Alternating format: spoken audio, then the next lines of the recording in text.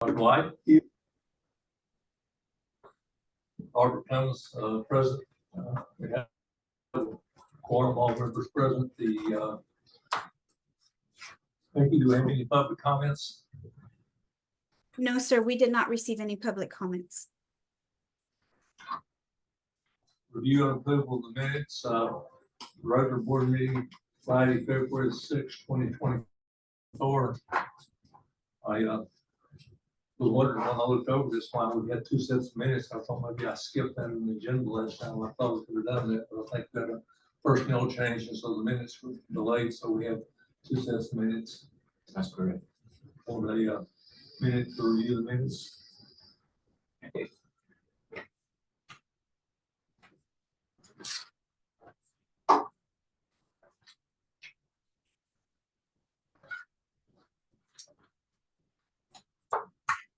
We have a motion, we approve the accept the minutes of February 16th, of the meeting, February 16th. Francis White, move to accept the February 16th, 2024. Have a second. Second. Second, Ms. Thompson. Derek? Yes. Yes.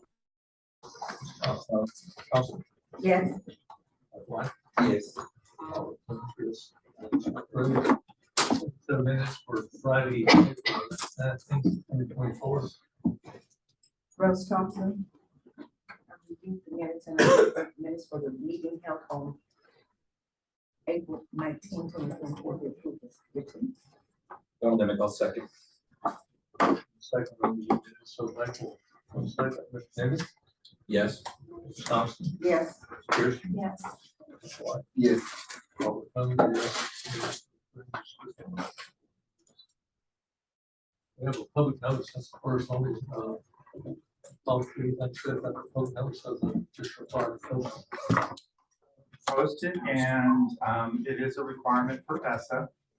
And I guess real quick, the summary on the next slide, Becky, shows our intention for applying for the federal funds this school year. So it's Title I Part A, which helps schools with high concentrations of students from low income families.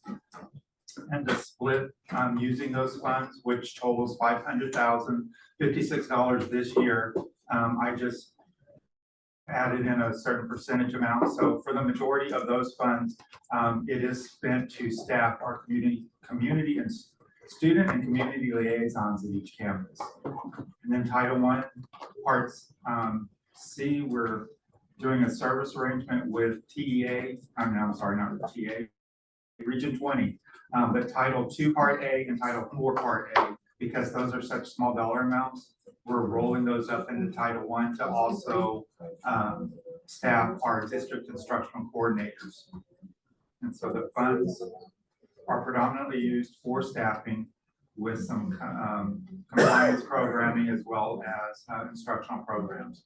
But there is a list of the funds that are available that we're going to apply for. And if anybody has any suggestions on how those funds should be used, anybody wants to email me, my email address is there, and we're going to take comments up until June 21st. And then after that, so we can meet the July 1st deadline and have continuous funding, I'm going to submit the application. So we'll take comments up until June 21st. How does the amount allocated compare with the last couple of years? And it's down this year. Based on our student enrollment and special populations, the amount, I think, I can't remember, I put it in a meeting we had once, but it's down close to $100,000. All of it combined, so all the different federal funds. Do you normally, or do you expect some reallocation later in the year? And reallocation later in the year, usually they bump it up. We'll get a additional amount and then a final amount throughout the school year. So we should recoup some of what we lost. Any other comments, questions? Next item. I found this on the web.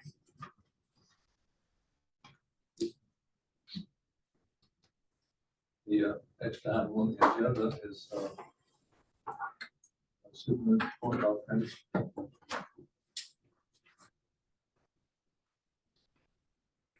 All right. Well, good morning, everyone. Um, we have, as we have done for the past several years, we are happy to present the State of the District report in which each department of RMA will present the findings of their work over the course of this academic school year. There are a lot of highlights to be shared, and I think you all will be very pleased with the work that has been done over the course of this year. As you know, we put the State of the District online as well so that the public can see the good works of RMA. And so we will look at the achievements and the areas of improvement as well as the data to support that from the academics department, the marketing department, the HR department, the finance department, technology as far as safety and security goes, and student services. So at this time, we will go ahead and move into the State of the District report for the 2023-2024 school year. One of the things I will say as we go and get started is that although enrollment hurt our district much like it has across the state. In fact, someone texted me yesterday, a friend of mine, that Crowley ISD announced that they're looking at a $23 million deficit this year. And among other schools as well. And so I ask that the board keep that in mind, but in light of lower enrollment and attendance and some of the finance pieces, RMA had a pretty productive year of growth and success. So at this time, I'll turn it over to Tammy in the business office, and once Tammy is finished, we'll follow the order of the table of contents. Good morning. In 2023-24, we transitioned to the Ascender platform from the WebSmart platform. This program is used for our requisition module, purchase orders, accounts payable, payroll, personnel, and our financial statements. We went live on this platform in July of 2023, and changing software to Ascender saves the district $30,000 a year from where we previously were. We also completed the financial audit, which was both timely and had an unmodified opinion. And unmodified opinions issued from auditors provided a reasonable level of assurance from the auditor that the financial statements present a true and fair reflection of RMA's results and also the accounting period. And also regarding our financial audit, we have negotiated our price with our current auditors that will result in a $40,000 savings per year for these services. We purchased the Amarillo and Fort Worth campuses in December of 2023, and the construction projects will be started shortly. Once these campuses open, we will own 7 of our 9 school campuses, and the central office building will also be relocated to that Fort Worth campus.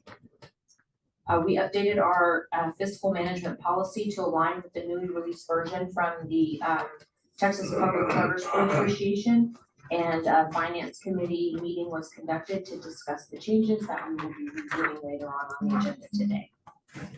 On the next slide.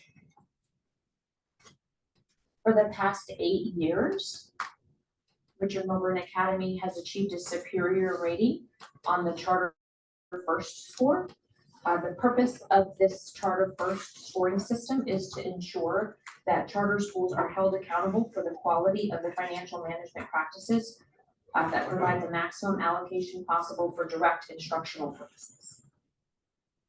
And the next slide. This is the charter school performance framework, and you can see the financial standard is 100 on this as well. Most of the indicators for this are taken directly from the Charter First, the same indicators. The next slide. Richard Milburn Academy has a very robust fund balance that substantiates years of good financial decisions. The fund balance is intended to serve as a measure of financial resources to any institution. TEA's charter, first indicator, number 6, says that 75 days of operational expenditures is a good measure of success. The number represented here for RMA equates to approximately 390 days of operational expenditures. The next slide. RMA has held an average of 135 days cash on hand for this current 23-24 school year. TEA provides the maximum score of for 60 days cash on hand, and as you can see from this chart, we had doubled that.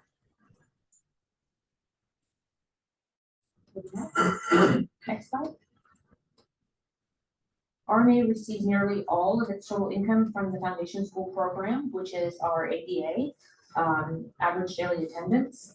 This is calculated by TEA based on our attendance reports, and we receive approximately $11,624 per student for the year. So this slide indicates how much our revenue is adjusted for such things as suspensions and expulsions. Next slide.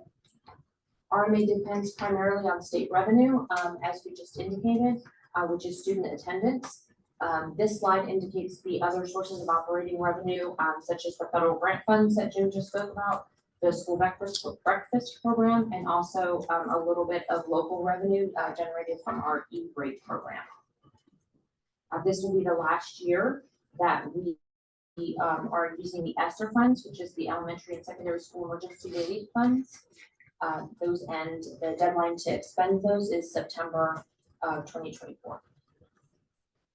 Next slide. RMA spends most of its operating expenditures on instruction. This number represents 4.3 million out of our 12 million total expenditures. With the increase in utility and materials, facility expenditures follows that at 12%. And after that, school leadership accounts for 11% of the total district expenditures. Next slide. And this is our federal spending for 23-24. This slide shows the amount of expenditures that we have billed this year towards federal grants. As you can see, the highest is ESSER. There, $2 million.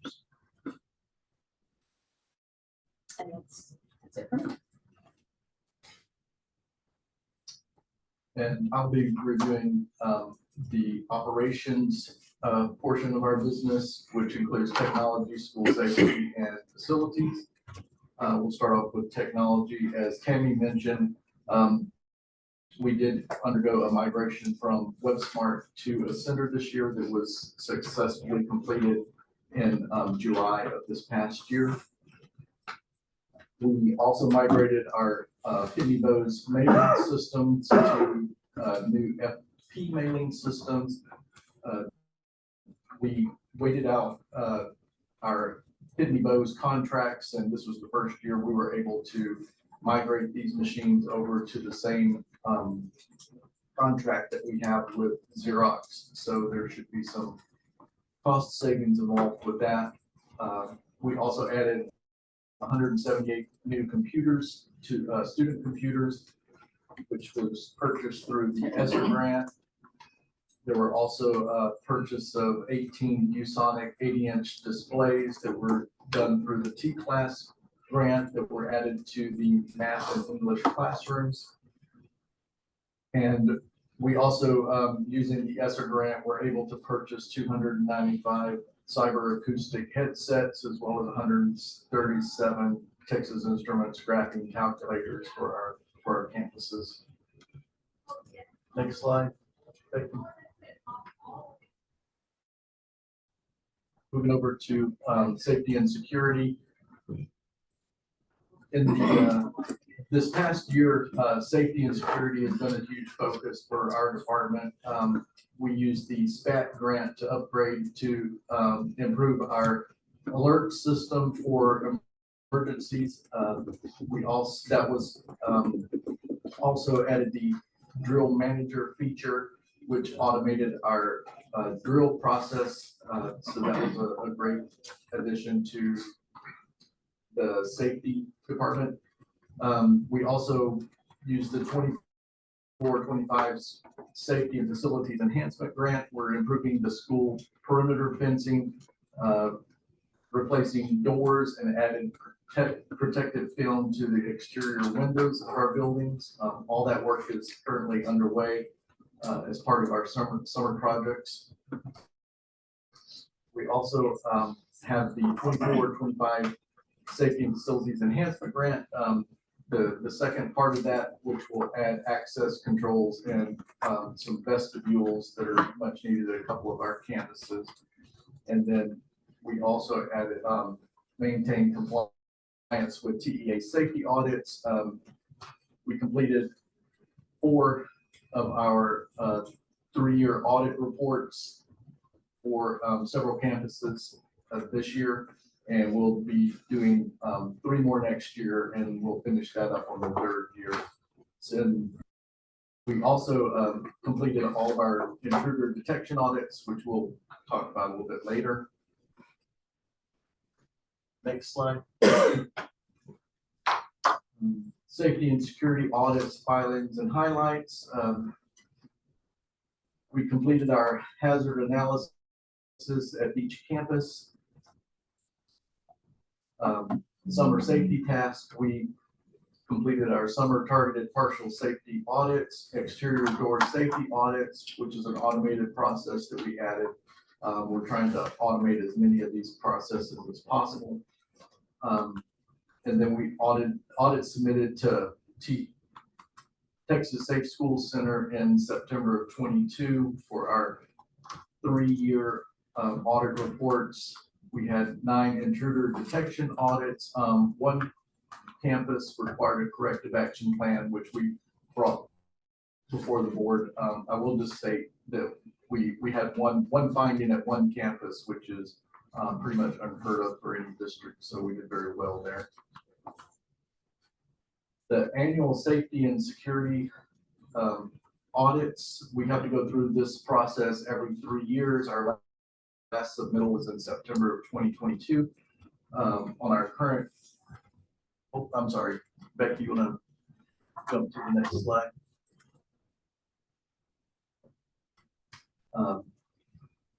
So our next charter 3-year audit report is due in September of 2025. And as stated, we did 4 audits this year. We try to do at least 3 per year. We were able to do 4 this year just because of the proximity of our West Texas campuses. And we'll have 5 audits are scheduled to be conducted by school safety pros in 2024, 2025. And so we'll be 100% compliance with those audits. Compliance with drill log standards, we have to report this to the state as well as the local fire marshals on an annual basis. As stated, we added the Raptor Drill Manager feature for better emergency preparation. We converted manual Excel-based system to a digital app-based system, which allows us to collect this information on the fly. And so we're 100% compliance with all our drill logs this year. Compliance with intruder detection audits, as stated, 1 finding at 1 campus for this year. So that actually, just because of the way the math works out, puts us at 89% compliance. However, we did do the corrective action plan. So currently we're at 100% compliance. Becky, I'm gonna move forward a couple of slides. 1 more. Okay. And 1 more, Becky. And then our operations standards, RMA scored 83 out of 100 on the, oh my goodness, what is this acronym? Jim? Charter Schools Charter School Performance Framework. operational standards, our goal was 80%, so we came in at 83%, so we met standard there. Some safety and security training highlights, behavioral threat assessment, psychological first aid, standard response protocols, our AED and CPR trainings, and stop the bleed trainings were completed this year as well. And for facilities, as stated in Tammy's report, we continue to meet all our safety and security mandates with TEA. We currently own 7 purchased sites. We're in the process of renovating 2 of those and relocating a Houston campus. So we have 5 leased campuses currently, just based on where we're at in that process. And construction management, we have work going on at Amarillo campus, Fort Worth campus, Houston campus. We're closing out the Midland campus, and we have a rather large ESSER 2 and 3 HVAC project. So, Becky, can you move forward? One more.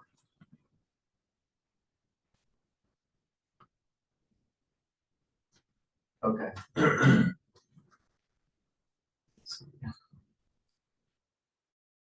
So facilities, asset management, some of the things that we worked on this year is we had a Amarillo relocation. We negotiated lease extensions for our existing site. We purchased new property, and we completed the new property demolition project. In Fort Worth, we negotiated lease extensions for our existing property and purchased new property. And we're currently in the programming phase with the architects on that project. Houston relocation, we negotiated a lease extension with our current landlord, and we're in the process of finalizing a contract for new space that we'll be moving into. And then in Midland, we've completed construction and relocated that campus. And that's it for operations. Busy here. Question, on the Houston campus, when do we move out? Is it December, or what, are we gonna be there the whole year, just half of it? We're scheduled to be out in December and starting in January at the new location. And I have one other question for Tammy. Yes. Under our operation fund balance, what, can we review what those funds can be used for? They can be used to absorb any deficit that we Any have, a deficit going forward in future years. They cannot be dipped into to use for current expenditures per se. But if we have a deficit in our spending, it will be absorbed by that fund balance. Thank you.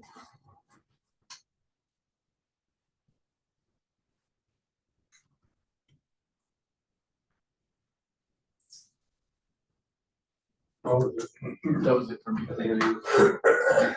Dr. Givens?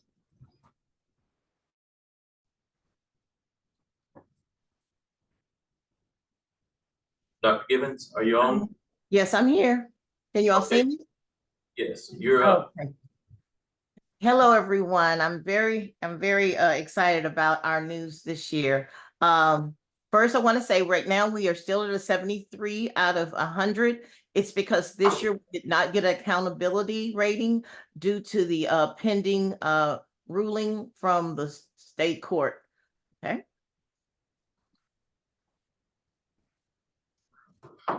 For our accountability, just a refresher, for 20% of our accountability comes from our graduation rate, 40% from STAR, and which is our state assessment, and 40% from CCMR, which is career college military readiness.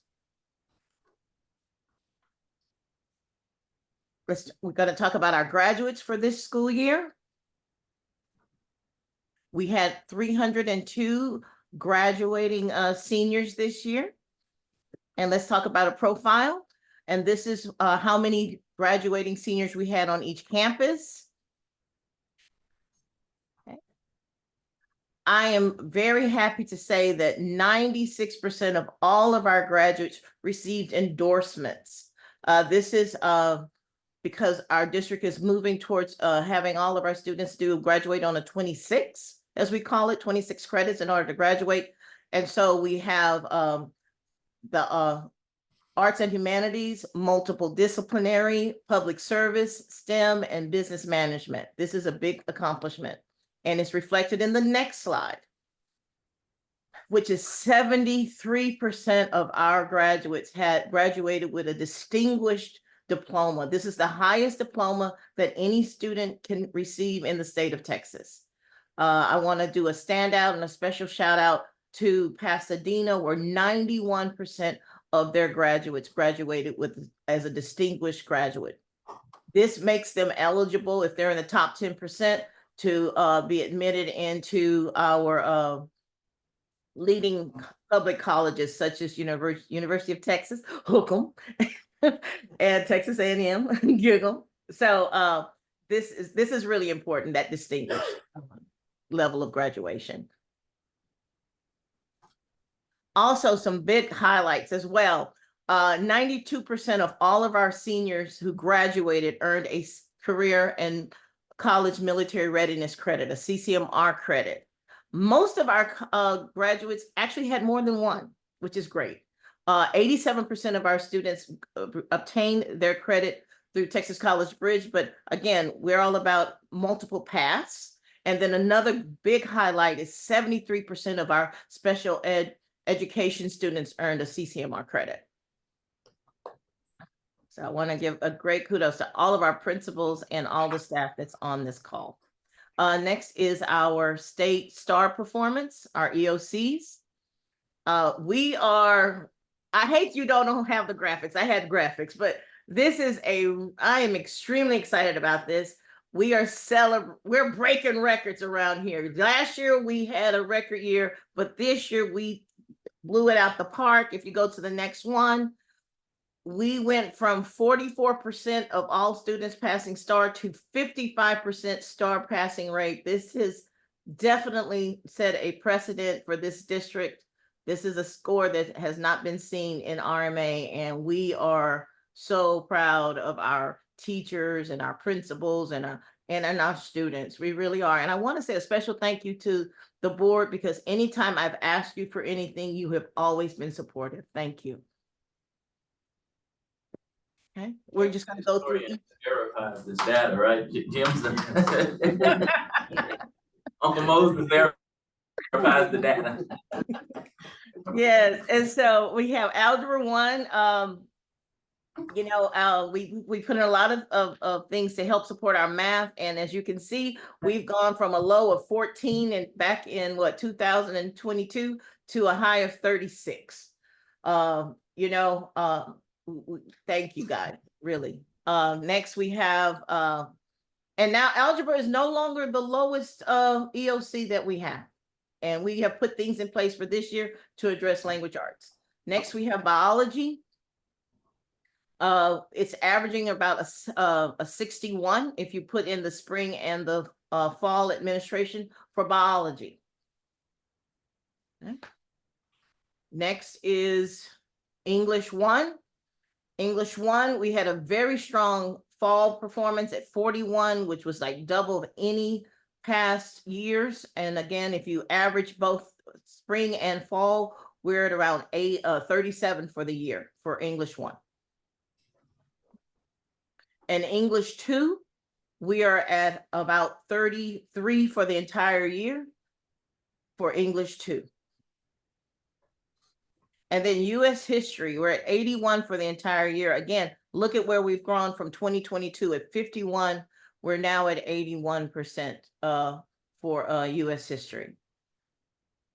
Okay. Next is the overall performance. Again, we went up 11% in approaches, which is overall for all students, 11% from last year to this year. Our number of meets went up 4%, and then we went up 14% in our domain score from a 60 to a 74. And again, I just need to thank everyone, all of the staff and all of the principals, because they are the ones who actually implement this. And again, I want to thank the board because you all have been extremely supportive. Thank you. Next is our college career military readiness. And of course, Mr. Showers will be right behind me with a more detail, but these are just some overviews for college career and military readiness, CCMR. We had 681 students successfully complete a college, or we call it Texas College Bridge, or Texas College Bridge college prep course this year. Dr. Gibbons, would you remind the board of what that means for a student when they get the Texas College Bridge? Absolutely. What this means for students is they don't have to do remediation should they choose to go on to higher ed. That's what it does. It helps prepare them for college. So it's post high school. And again, if they have this credit, then when they go get ready to enroll into a college, they won't have to be in that remediation for either math or for language arts. Okay, we have some memorandums of understanding. Alamo College, Central Texas College, Delmar College is where we have our nursing program. Lone Star College, Odessa, South Plains, Tarrant College, Coastal Bend, Prairie View A&M, San Jacinto. Of course, we have our relationship with Region 20. Of course, we have our Texas College Bridge, which is actually associated with over 50 colleges throughout the state of Texas. We have our Crafts Training Center and our diverse training resources. And those are associated with our NCCR program. Okay. Next. We had 344 students participate in the Texas Success Initiative, or TSI. Again, this is all related to college prep, being prepared for college. If they get credits for this, they will get, if they get both the math and the language arts, they will get a CCMR credit. Okay, and this was an increase of 65 students. Here are the results of the TSI testing. We had 45 students who met the ELA. We had 10 who met the math. We had 31 who took the who met the right placer, and we had 27 students earn a CCMR credit through TSI. And again, would you share what does TSI mean for our students? Texas Success Initiative. But what does it mean for students? Is What it means for the students is this, it's very much like Texas College Bridge. If they show proficiency in math and language arts, once again, if they should choose to go to higher ed, they will not have to be in any type of remedial class for that.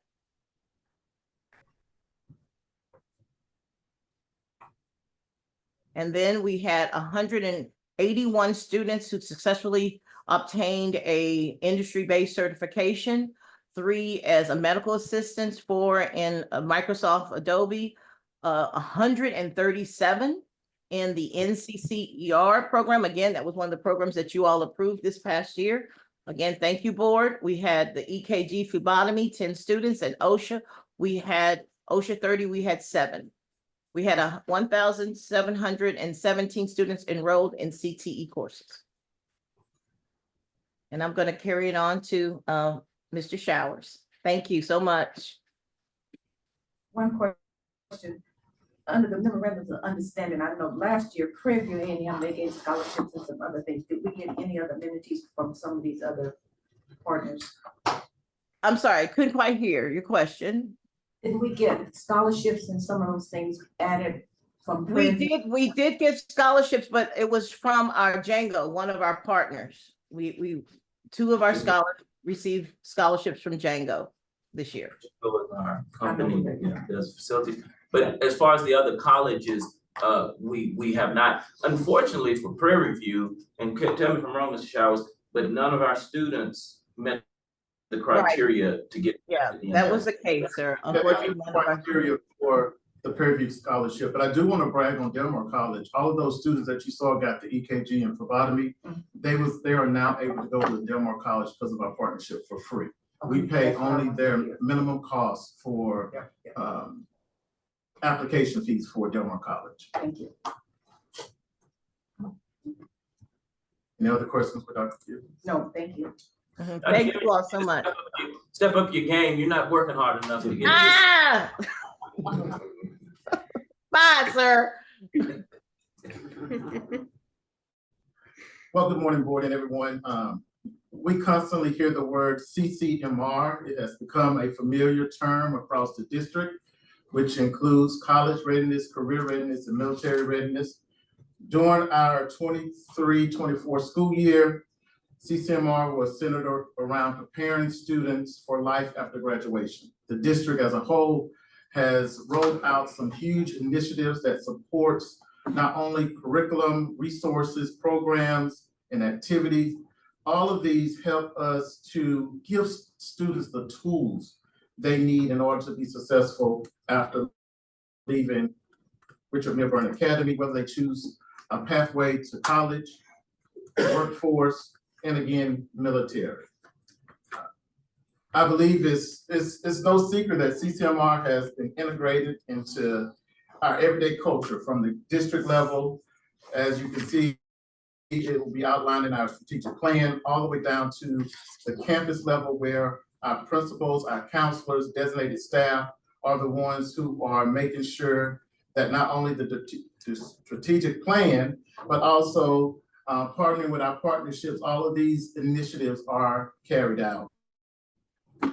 We talk about college readiness. Again, we are embracing that our students are equipped and they're being prepared to transition if they choose to transition to a 2-year, 4-year, or even a trade school.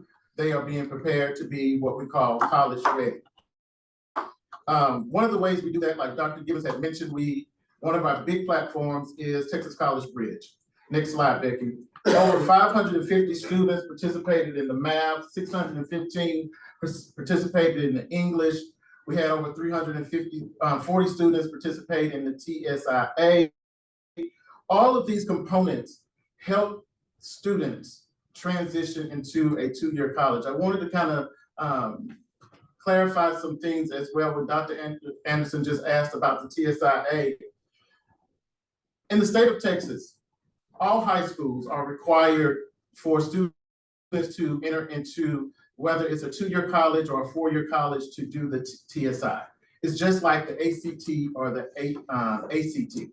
It's a test that measures whether or not a student is college ready, whether they're able to transition right into your college level English or college level math. Like Dr. Gibbons was stating, it minimizes or eliminates them having to take any type of remediation courses. And we had over 64% of our seniors that participated, and we're able to say that out of our senior class, 64% of them can easily transition into a college if that's what they choose to do after leaving Richard Milburn Academy.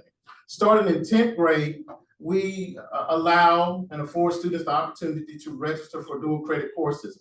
All of our campuses have that opportunity, have that option.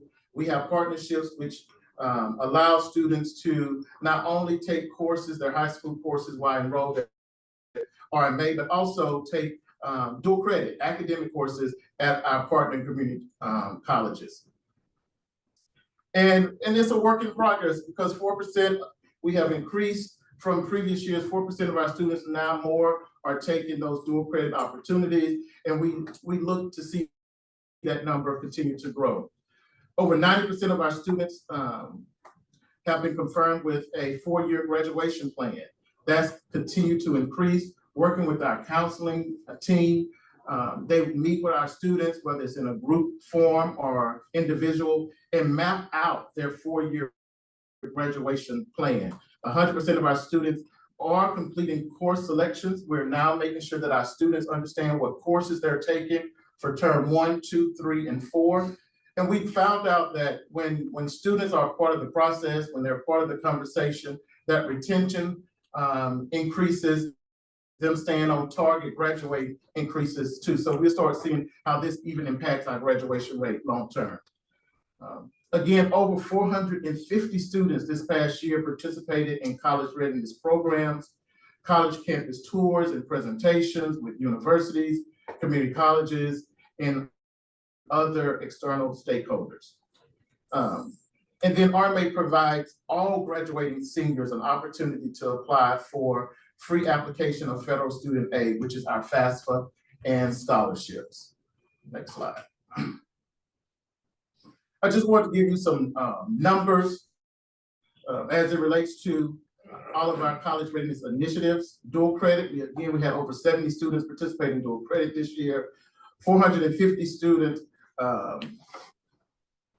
participating in our college prep courses, over 340 students participating in TSI. Other college ready programs, we partner with several outside businesses and organizations that went into our campuses, had student groups, student forums, talking to students about life after Richard Milburn Academy, life after RMA, giving them detailed information about how to be prepared and ready for college if they choose to transition to college. And then again, we was excited this year. We had several students actually leave our campuses and go to colleges for college tours. I think sometimes just not talking to students about college, but actually taking them to those universities and colleges so they can see firsthand how everything works. So we had a big initiative with our college readiness this year. Over 1,824 students was participating in some form of college readiness. Their next slide is just a lot of pictures. Our campus principals and counselors, SELs and the designated staff does a great job of capturing those students participating in those college readiness programs. And then we transition over to career readiness. Again, RMA has consistently offered 6 programs of studies. Again, our programs of study format has not changed. This past year, TEA sent out some new curriculum, so we're still restructuring our program for next year, but we have consistently been able to offer 6 different programs of study within RMA, and of course, we offer even more programs through partnerships with our community colleges. We have over 30 courses that gives our students a coherent sequence. They start with their level 1 course, and we're seeing that more and more students are completing all the way to that level 4 course. Through 14 memorandums of understandings, MOUs that we've had throughout the year, students are actively engaged with universities, community colleges, trade schools, and industries, which continue to expand our student options for career readiness. This past year, RMA afforded over 150 students to participate and earn their certifications in NCCER, EKG, phlebotomy, Microsoft Office Specialist, and Adobe. Again, NCCER is a huge program. It's so successful that we had students on the waiting list this year. We only offered that program during our 3rd period. Next year, because of the high demand of students wanting to get that hands-on experience with NCCER and that certification, we had to go from offering this class not only 3rd period, but now next year is going to be 3rd and 7th period. And is this across all the campuses? All 9 campuses have NCCER. And again, this is one of our most popular certification programs now at all campuses. We have 9 certified instructors teaching this particular course at our 9 campuses. We have set up RMA in the future if we wanted to open up this opportunity where we are offering classes to the public. We can do that. Our campuses now are an official NCCER site. So if we wanted to utilize our campus to impact the public, we could do that with our own instructors teaching those particular courses. On the MOUs that we have currently, have any other schools or any cross reference with other ones? Or? Yes, we have 3 colleges that actually offer NCCER at their particular campus and have consulted with us to see future partnerships. Again, because we have the certified instructor, they could easily partner with us and have their students come to our campus to get their credentials for NCCR. Also, if you see our student enrollment for students in CTE programs, that's the career technical education programs, increased to 26%. On our strategic plan, the goal was 20, but we actually increased it to 26% this year. And again, like I stated, we've implemented the National Center for Construction, Education and Research, which is NCCER, at all 9 campuses. This year, over 200 students participated in that particular program, with 135 of them earned their certifications. And again, the goal is to double that for this upcoming year. Next slide. Just a quick highlight of those students participating in our 6 programs of study. Again, over 1,717 students participating in CTE courses this year. Next slide is capture all the pictures. I would encourage anyone, next time you visit any of our 9 campuses, to go into our NCCR class, which is going to be 3rd and 7th period, and you will see students, those pictures capture students in our classes actually learning NCCR with those instructors. Oftentimes we have industry partnerships coming in, doing presentation with students. We've had numerous of companies across each campus come in and show students how what they're learning actually transition into the workforce. So it's huge. It just brightens my heart when I go over to those campuses, to the NCCR classroom, to see those students working hands-on with those instructors. And then we go to military readiness. This year, TEA have, in previous years, it was suspended that you couldn't get a credit for students enrolling into military. Now that is back. So we're moving into next year, we'll have a bigger push for students being exposed to all branches of the military, being able to transition into the military. Our counseling staff, moving forward, we have a stronger understanding of all the different options students can transition to the military by partnering with recruiters, making sure there's a strong presence of military on our campus. All of our 9 campuses will move forward with offering the ASVAB testing, which is the test that the military utilize to measure a student's skill set to find what job they qualify for the military. This past year, over 200 students was tested with the ASVAB testing. Now that TEA has lifted that military option for CCMR, all 9 of our campuses will be offering that ASVAB testing. We'll strategically plan it in the spring and fall semester for all students who are interested in military to have advantage of the ASVAB testing. This year, we have, we're starting back our tracking for students that transition into the military. To date, we have documentations for 13 students that have transitioned into the military. Again, when we have the right documentation and students transition into the military, that's a CCMR credit for the district. Also, I want to highlight military readiness. Our Amarillo campus has a huge emphasis on military. They actually have a military club at the RMA Amarillo campus. Students meet before school, work out, do their physical fitness with a designated teacher who is a veteran there at the Amarillo campus. That teacher leads them with leadership characteristics and civic responsibilities, and it's really great to see how that club, that military club, is growing at our Amarillo campus. Mr. Showers, we should recognize Mr. McNeese for the work he's doing now. Absolutely. Absolutely. He's done an outstanding job. He took this initiative on his own. He saw an opportunity there, saw a strong interest at the Amarillo campus, and implemented this club. And we're now researching to see, do we qualify? Can we have an ROTC program at the Amarillo campus? That's how popular military has become at our Amarillo campus. And lastly, just want to leave a few outcomes. Overall, we continue to expand college-ready opportunities. Starting next year, we have received and been approved for a grant to offer AP Computer Science, which is huge. Our students will be able to take this class and get certification and training in computer science, which is one of the leading career opportunities in this country.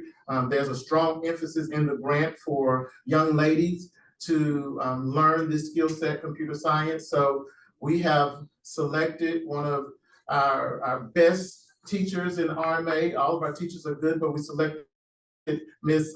Castillo, who also is one of our distance teachers. She have agreed to be our teacher for computer science. She's currently in a 5-week training this summer to be able to offer this course to our students. We'll have 2 sections of this course next year. In addition, all CTE students will continue to be afforded the opportunity to be in CTE courses. Our CTE teachers have worked these past 2 weeks reconstructing their curriculum for next year. Again, TA pushed down some changes in March, and we will be ready and have aligned our curriculum with those changes that they recommended. And we will, in 24, 25, complete some expansions with our CTE. Again, we're doubling our NCCR opportunities. We're offering more Microsoft Office, Adobe, and Photoshop through our graphic design program. And we are beginning to embrace having student organizations for all of our CTE programs. We understand when students are engaged, when students are involved, the outcomes, the measurable outcomes are greater. And we're trying to highlight more of our student accomplishments, so we'll start seeing more students being CTE student of the term, CTE student of the year. Our teachers utilize metrics to identify students with good conduct, great attendance, those students who are doing well in their classes, and we'll still continue to recognize CTE each month and each term. Is there any questions for me as it relates to our CCMR? Not a question, but I'd like to congratulate you on how fast this program has grown in the last 2 or 3 years since you've been on board. Let's look at our ratings of 20 to 40 and 40. The CCMR has helped us to maintain our C rating. It may be better after the ratings are all clear, but you have done a magnificent job, and thank you very much. Thank you. Last slide, Becky, I want to show with that inside, it goes right into our last slide. These are the last, one more slide. This is very preliminary, but as you can see, all of our campuses have increased their CCMR accountability rating with either a B or A. This data that you're looking at represents all of the work we've done over the past year, with most of our campuses receiving an A or a B. I say this is preliminary because this does not account information that we have to put in PINs.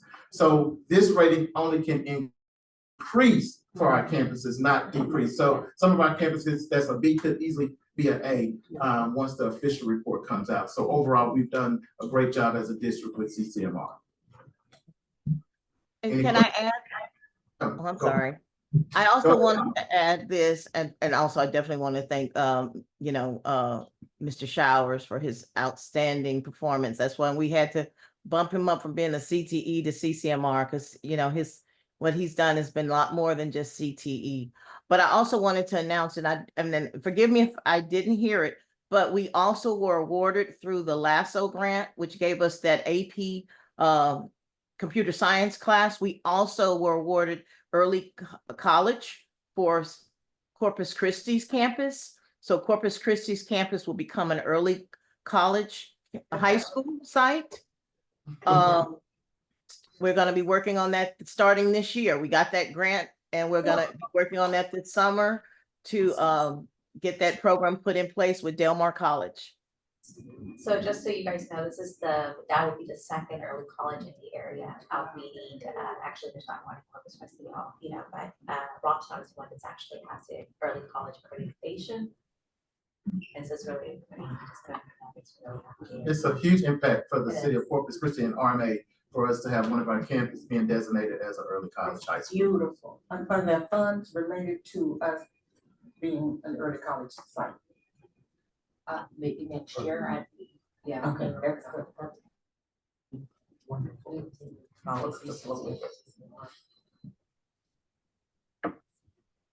I just wanted to make, thank you, bye-bye. Thank you, Mr. Showers. Thank you, Dr. Thank you. Gibbons. Thank you. That's a hard act to follow. Um, go ahead to the next slide, Becky. Super important that everybody realizes that it was a year of first for special populations this past school year. Starting with our transition meetings.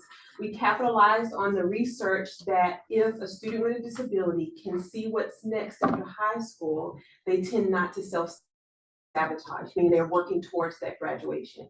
What those transition meetings look like at all 9 campuses is that we brought representatives from the community. At a couple of campuses, we had a military representative there. We had Texas Workforce Commission, so we capitalized on that piece of like, maybe college is not, you know, you're not ready for college or you're not interested in college. However, here are some avenues that you can explore. And that happened on all 9 campuses. When parents came out during that time, the principals were involved. We actually sent out a feedback form for the principals so we can even make it better for next school year. And in the next school year, hear a little bit from Amy Woods, our Kate Driscoll led the work in this, and she'll be partnering with Amy Woods next school year.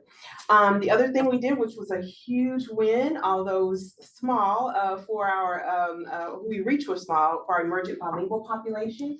We were able to have a parent engagement activity, reaching parents.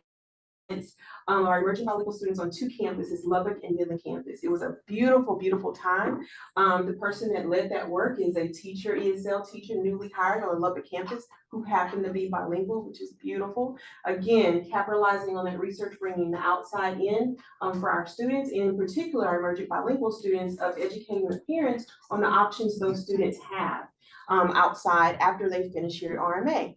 The other thing, we're still reaching and trying to grasp hold of our emergent bilingual students and help them to be academically successful. So we capitalized on those 3 ESL teachers that we do have in person. And we charged them with delivering STAR-specific tutoring for our emergent bilingual students on those 3 campuses. And it was a win. On the Lubbock campus in particular, all of her tutoring students had perfect attendance. They were super excited just to get that time away. We'll be able to drill down on how they actually did on the STAR. But again, the win here is that we were able to reach those students, right? Whatever the outcome is, we were able to reach those students. Okay. Next slide, please. Professional development opportunities. So we brought in Region 20 to teach the whole, our core content teachers on English language proficiency standards. Again, we're working on that piece of where everybody's knowledgeable on best practices and how to reach our emergent bilingual students instructionally. We were able to, as a team, reach out and deliver IEP implementation trainings on a few campuses. More specifically, we were able to reach all the principals, and that was a win for our special education department. Review of existing evaluation data. We have 2 LSSPs on staff. One of them is a nationally certified school psychologist, and they were able to deliver that training to our principals and also our special education teachers. And then our post-secondary planning. Again, it's a huge win that we're able to get in front of the principals on at every principal meeting of the special populations department. And so we try to seize those opportunities and use that to deliver that professional development. Next slide, please. So what I want you to think about here is that our special populations umbrella actually encompasses 547 students. You consider our emergent bilingual students, our students with disabilities, it is 547 students. So 20% of our 212 students with disabilities were graduating this school year. 23% of our 158 emergent bilingual students are graduating this year. Our special populations department represents salutatorians on 2 different campuses. And 10% of our students with disabilities who graduated are actively enrolled in college. What we did is we went back, Kate Driscoll led this work, our transition specialist. She went and down to our term 1 graduates, actually reached out to each and every student that have graduated this school year and just said, hey, what are you doing? Where are you at? And she talked to some parents, some students, and we got this data in real time. It was beautiful. Okay. And which 2 campuses were the salutatorians at, Dr. Lam? Oh, that is a beautiful question. Pasadena is one, and Corpus is the other. Thank you. That was a quiz. Thank you, sir. Next slide, please. Ms. Hamlet told me. It's okay. So here's where I brag on my team. I have Travis Wiedenfeld, who is our instructional specialist for special education. And what we tried to do differently this year is to work on our retaining our teachers, right? And so specifically our SPED teachers. And so what he did is he went out in the field and provided 200 hours of training to those new special education teachers, and it paid off. It truly paid off. We have one retirement, which I still consider a win. He stayed with us and he's retiring, not leaving to go on to another school district. And so he's retiring, but that paid off for our, to have to retain those special education teachers. I personally went out and onboarded our ESL teacher in Lubbock one-on-one. I thought that would make a difference because we were virtual and we needed that connection. So I met her on her first day there, and I talked previously about what she did, and she just blossomed. She is a truly powerhouse, and she's returning next year. She's super happy to be here. Again, I wrote this before with our resignation, but however, we are our teacher that is resigning. We ended the year at the time I wrote this with our special education teachers being fully staffed. So it's still a win. I think this is completely, I have other directors in other places, some doing dropout recovery, they're not able to attest to this. So it's a true win for our department. Next slide, please. So here's the growth and improvements we've done, which is big for us. Our results-driven accountability rating for special education was previously a 3. We were stuck in that place of just non-compliance and a lot of other pieces that we needed to do better, right? And kind of drove us to kind of go over and beyond. Well, we dropped down the rating to a 2. The only dropout recovery in the state of Texas to do so. It was a beautiful win for our department. I thought this was super important. We were working on retention and enrollment for our students. And last school year, even though I have the percentage up there, I'll just give you the real data. Last school year, we ended the year with 160 enrolled students with disabilities, and this year we're ending the year with 212 students. And so a 25% increase. It's a beautiful time. And next slide, please. Yeah, I think that's it. So thank you, everybody. I think it's sometimes good to look at the percentage of the population, like in Killeen, that's where I'm from, so I know what that's all about. What percentage of that campus in special talk? At that particular campus, we have 27% of students in special ed. That is, And that's 25% of less than 100. Exactly. Super important for you to know for Killeen. I have been in contact with the SPED director at Killeen ISD, which is I believe it's our sole feeder school in that area besides the military. And so the base. And just kind of told her about our program, and she reached out. She's like, she was losing students, and we got a really good working relationship. And so we're easily transfer records, and so it's a beautiful time in regards to Killeen, and that may have increased our enrollment, right? Or maybe she's advocating on our behalf. We'll take it how we can get it. So congratulations on really I think I got a tear on ESL. Yeah. So thank you. Yeah. You're welcome. Thank you.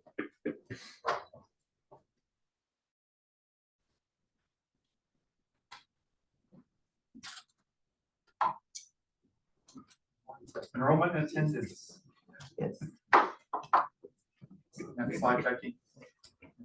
sorry, it is small, but as Dr. Anderson mentioned, and districts are still struggling with enrollment, getting students enrolled in school. And although we are struggling, when you look at our enrollment and attendance, we're increasing from previous years. So we are starting to regain some of the attendance that we lost after the pandemic.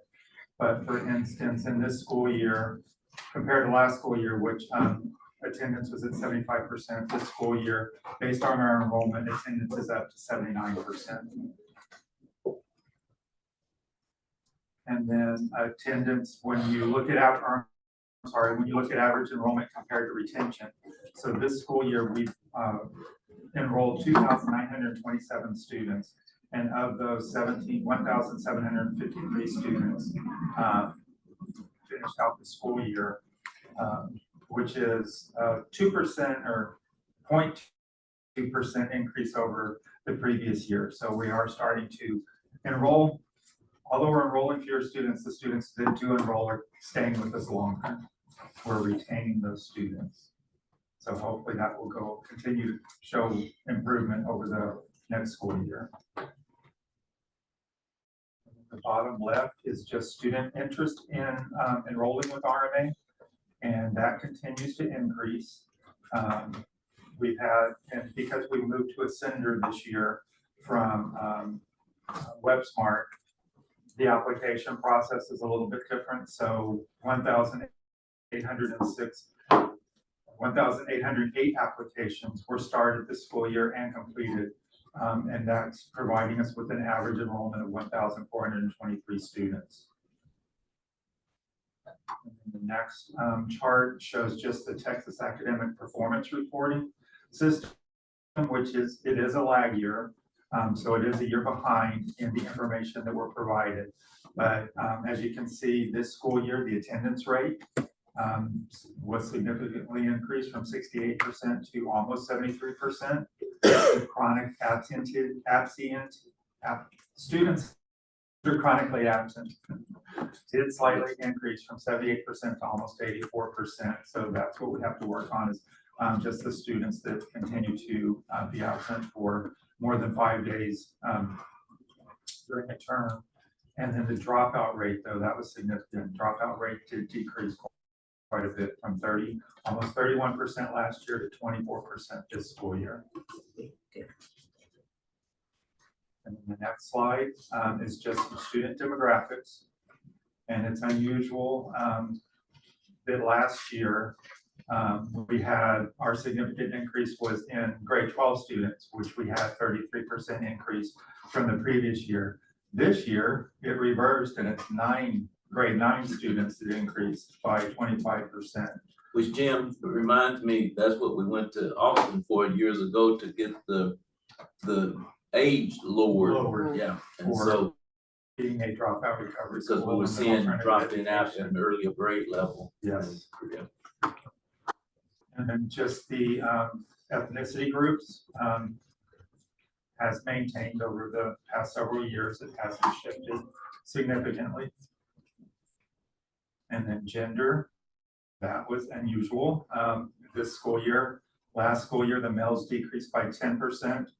This school year, the female population of students decreased by 15%. So we're flopping 12th graders for 9th graders and male students for female students, or female students for male students.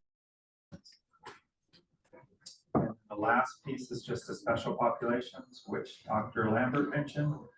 But overall, RMA experienced a 34% increase from last year in the students identified in a special population, specifically the SPED students and the emergent bilingual students. And if I may, one of the reasons that is such is a lot of the ISDs will send their SPED students to charter schools. They encourage them to go over to charter schools. And so that's why charters are seeing an increase in SPED students in their enrollment. A lot of charters are facing the same issue where the enrollment is a high number of special ed kids. So We're prepared.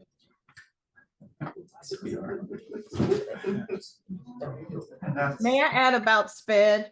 I'm sorry. Okay. And this was, I was muted and I didn't know it. I wanted to commend Dr. Lambert and her team. They've done an outstanding job.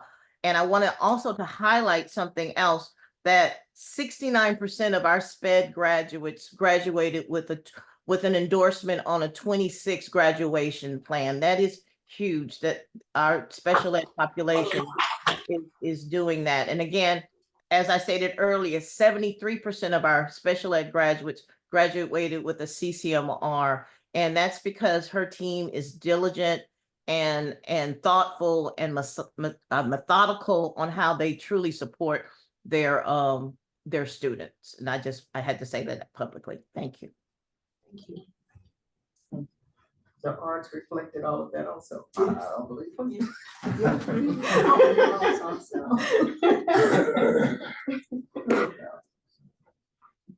That's all I have. That's excellent. Next section. Student services. All right, good morning, everyone. So for student services, these are the areas that student services covers: child nutrition, McKinney-Vento, foster care. We do district support for behavior support, PRS, and pregnancy-related services. We work with our student and community liaisons, and something that's coming up is our post-secondary opportunities. Next slide. So just to give you some background for child nutrition, when I started in 2015, we did not have a program at all at RMA. And so we went, it was about a year to year and a half to build the program, get all the approvals. We tried different scenarios. We had vended meals, we had caterers, but it was very pricey for the amount of students that we were serving. And so the district had to cover that deficit. So, and I believe it was like a $300,000 to $500,000 deficit. So what we do now is we provide a universal breakfast for all of our students in the AM session. They get milk, they get a grain item, so a muffin, actually peanut butter and jelly sandwiches are a big item. We have waffles. So it's a grab and go breakfast. So since we don't have facilities at our campuses for kitchen equipment, everything is thaw and serve. There's cereal, so the students grab breakfast on their way to class. We get reimbursed for their economic disadvantage status, so free, reduced, and paid. This year, our reimbursement was a little over $63,000, and we had budgeted about $60,000. We've budgeted pretty conservative this year because of our enrollment. We did feed 37,797 breakfasts this year, so that's how many breakfasts we served. And something that really helped support our program was a supply chain grant. This was a grant given to us to help support those higher costs in food services. We could code milk, fruit, those items to this grant, and I believe we used about 40,000, or we had 40,000 carryover from last year. We got another 63,000 this year. And so we'll have about another 40 carryover to next year to help those expenses. And those are just some of our students having breakfast at our campuses. And that's a sample of what they would get for breakfast in the morning. Before you move on from the breakfast, is there anything that would prohibit us from serving something for the afternoon students? That's one question. And the other one I have, is there a correlation between the serving the breakfast and attendance? You don't have to answer that now, but I would like to. Okay. And we do provide a snack for our PM students. Okay, thank you. Just so you guys are aware, there's tons of charters that just do not provide food at all. Yeah. And then also, so you know, we do provide breakfast. It's free for all of our students. We don't charge, even though we only get reimbursed at their economic disadvantage rate. We have tried in the past to charge, and it just because of our student and their population, and 80% of them being free or reduced. It was just easier to do free for everyone. And then this year also, the ADA legislation passed where we got reimbursed at the free rate. So we are getting more reimbursement because of that. Thank you. Next slide. And so some of the areas that I support with the district student services support is the McKinney-Vento foster care liaison. So we make sure our homeless students and our foster care students get enrolled in a timely manner. If there's a foster care student, the local foster care representative will contact us to make sure that a student gets enrolled timely. We also make sure that these students get resources, clothing, shelter, food if needed, and so our SELs help with that. This year, we also partnered with T-Mobile and provided cell phone services to our McKinney-Vento students who needed it. So that way we can get in contact with them. They can continue with their work outside of school. It provided a hotspot for those students who are McKinney-Vento. One other question on McKinney-Vento, and I discussed this a while back. If it's anything we can do to partner with the Washateers and Washington to explore that place. Okay. Thank you. And then something that we're expanding, that we have expanded this year, is providing services to the campuses for PRS and behavior support. So basically, we are under a corrective action plan for both PRS, pregnancy-related services, and our referrals. There were some minor discrepancies in our coding and our documentation. So basically now I'm just assisting with our PEMS coding to ensure that we have that documentation uploaded and that everything is coded appropriately. So the last few months I've been working on reviewing all of our referrals, all of our documentation for PRS services to ensure that we are up to compliance with TEA. And as you see, this year for behavioral support, we had 347 referrals entered in Ascender. So these are just those instances where a student gets written up in class and they have a conference or they speak with the parent. We had 341 suspensions, which equals 829 days. And we had 72 expulsions from all 9 campuses. We are working to look for options. So instead of suspending our students, we're looking for options to either have them do a class, behavior class, emotional learning, and we're looking into that right now. Good, thank you. Any questions on this? I think there's a strong correlation between attendance and the homeless and not being able to wash clothes. So please. Yes, ma'am. Thank you. And then next slide. And then also under student services, we assist with our student and community liaisons. Each campus has an SEL. They assist with, their main focus is attendance. So they call students daily. They look for resources for our McKinney-Vento students or just any student in general. If there's a reason why a student's not coming to school, we want them to find that out and we want them to help remove that barrier for the students. As you see, again, their main focus is ADA, pushing attendance. And compared to last year, most of our ADA at all of our campuses has increased. They also provide assistance with attendance recovery. So these are the students that have missed 5 more days in a term. Instead of just losing credit and denying them credit, we offer them options to make up that time at campus. So they assist with making sure that the student gets offered that time to recover, the outside of class time to recover that time, and then keeping up with the documentation. And then the next slide is just some pictures of our campuses driving attendance. Houston held a faculty student basketball game. We've had, pizza parties. They also did a pie your favorite teacher. So these are all incentives to drive attendance at the campus.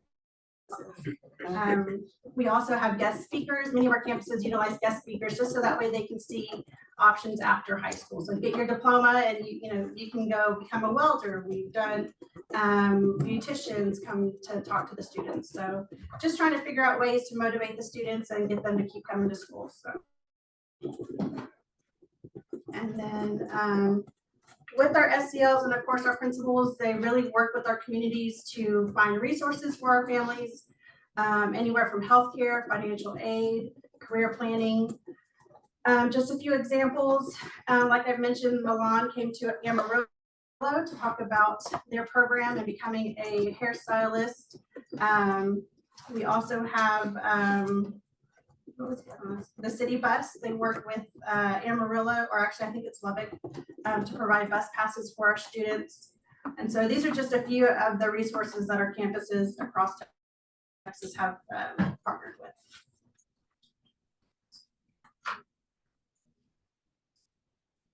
And then something that we are working with, as mentioned, Kate Driscoll held transition night for our SPED students. And this was just to give them options outside of high school. And so we want to open that up to all of our students. So I'll be working with Ms. Driscoll to provide career fairs basically for all of our students. So we'll have one career fair at every campus. And this is gonna bring employees, let them network, let them see what the job requirements are. So that way, again, just to help promote graduation for our students. I'm also going to add, we're going to have online resources. So we're going to have job boards for our students to go to our website. So we're going to be building those on our website as well. So really just promoting after graduation.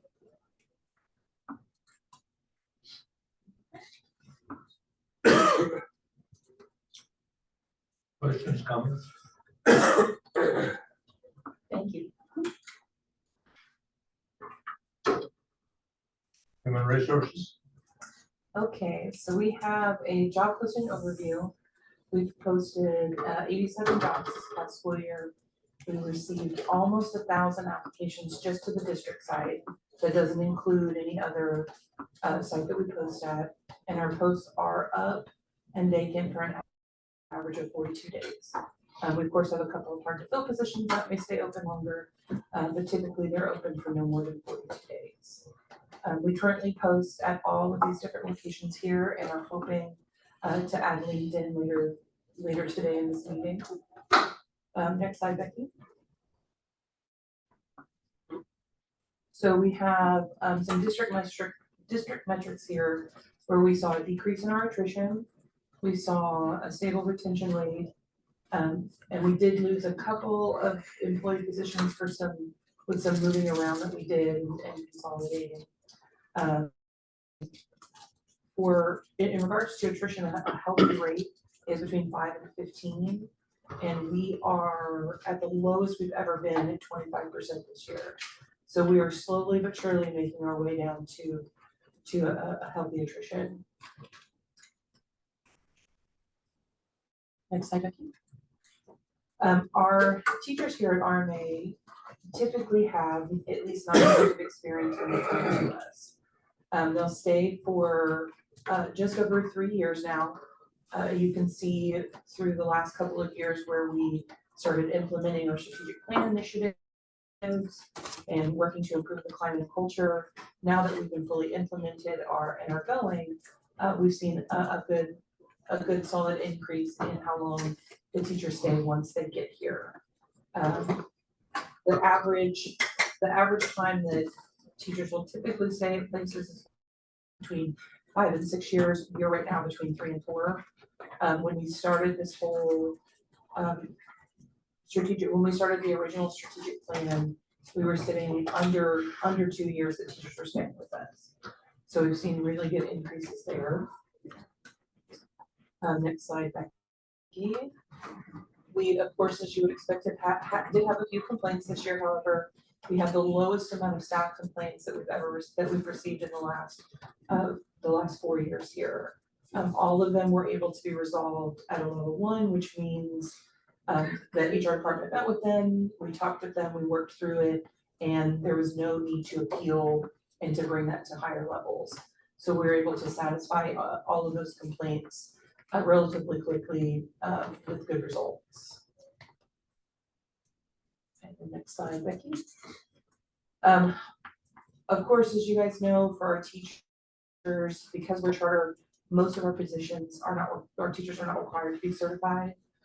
We do highly recommend that our teachers come to us and be certified, or at least work towards a certification while they're with us. Currently, our teachers are certified at 67%, so 67% of all of our teachers are certified. according to TEA, typically charter schools employ between 60 and 80% of certified teachers, so we are well within range and are doing really great here. And then my last slide here is just a couple of accomplishments. Through the strategic plan initiatives, we've continued to expand our employee service recognition program. We've continued to decrease our Texas workforce benefit ratio. It has steadily been going down since 2019. We hired almost 100 full-time employees and almost 140 temporary employees or substitutes. We fully implemented a 403B and 457B program this year for our staff. We do have a handful of them that are participating in it. We've received no complaints, and it was a very smooth transition into getting set up with them. We, as I spoke, were able to resolve all of our complaints this year without further escalation.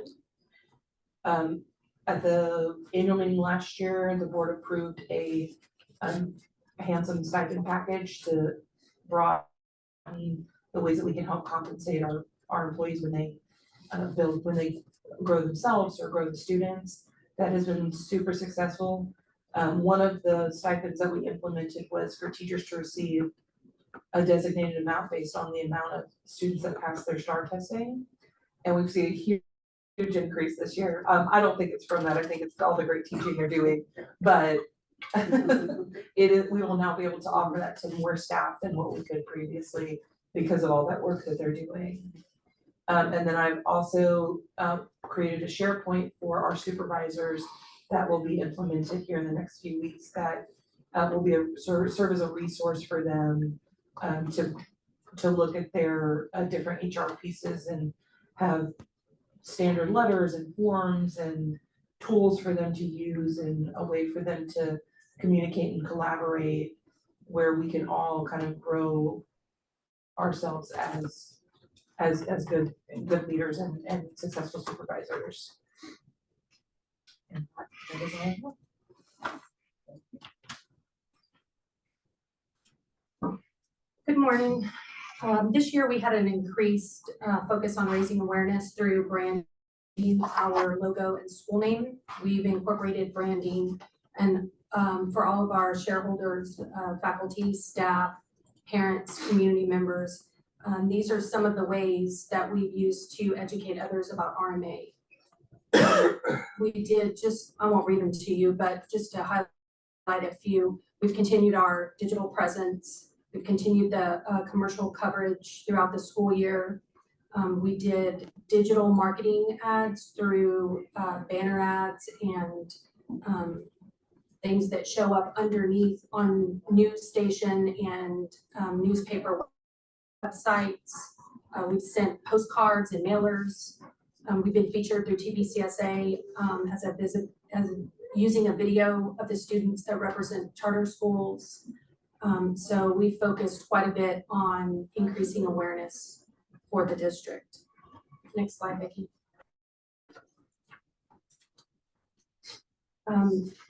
This slide represents some of the marketing initiatives for the 23-24 school year. One specific cause that I would like to highlight, and I'm extremely proud of, is the resolution that was presented to each RMA campus by the Texas legislature. It's something that they passed during the 88th special session this year. And later in the meeting, we're going to feature a short news clip of Senator Sparks presenting the resolution to students, staff, and Principal David Valverde in Midland. We have also done appreciation video campaigns for community shareholders. We've implemented our school store, which has availability for students and staff in the community, and done giveaways for some of these things. We created this year an alumni database with an expansion on our social media presence. TPCSA so graciously assisted us, and we had graduation speakers that were in legislation for almost every single campus. And they posted it on their personal social media outlets, which was very beneficial for us. And so something that we are rolling out now is our 23-24 portrait of a graduate. And so we're very excited about that. Next slide. This slide is an overview of the increased efforts for communication with staff, students, parents, and guardians. We do all of these different things, the newsletter, we use School Messenger, we use digital brochures with QR codes so that we can increase our communication so that parents and guardians are always aware of what we're doing at the campus level. Next slide, please, Becky.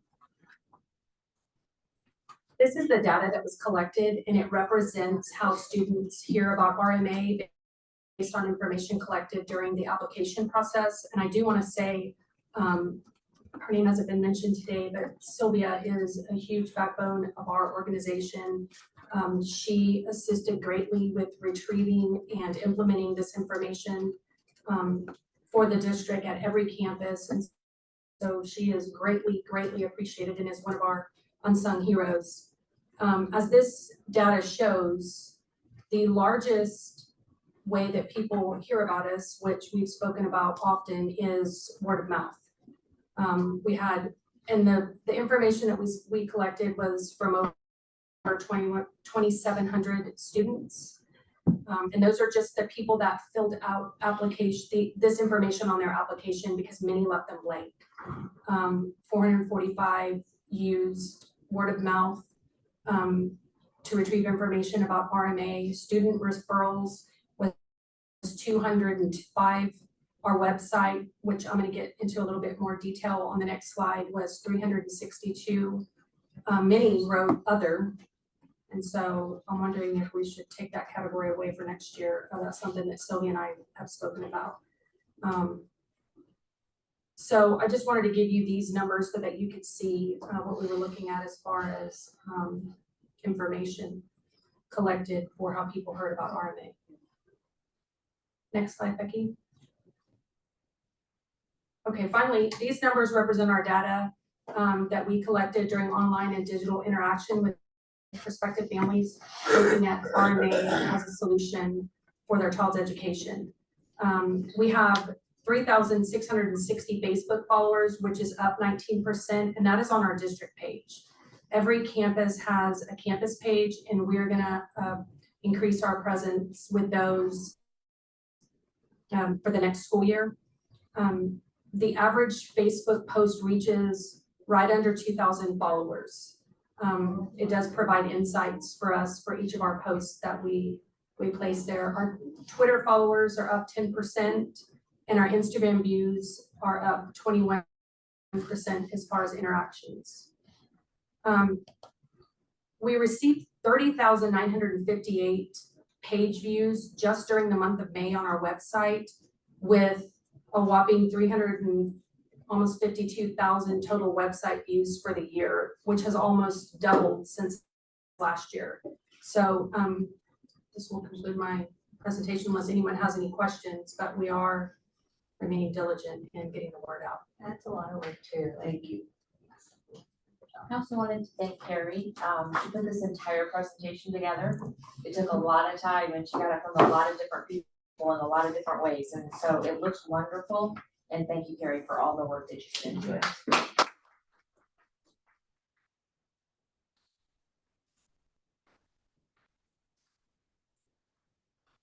Any suggestions we take a 10-minute, 15-minute break? Nope, we gotta keep going. Come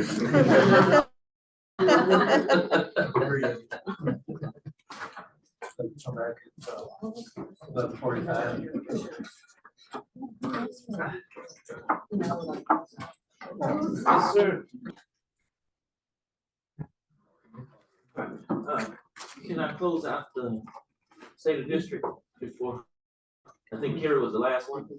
Yes. And I just wanted to say that as part of the state of the district, one of the things that as we move forward in the next school year, I want to thank Ms. Pearson.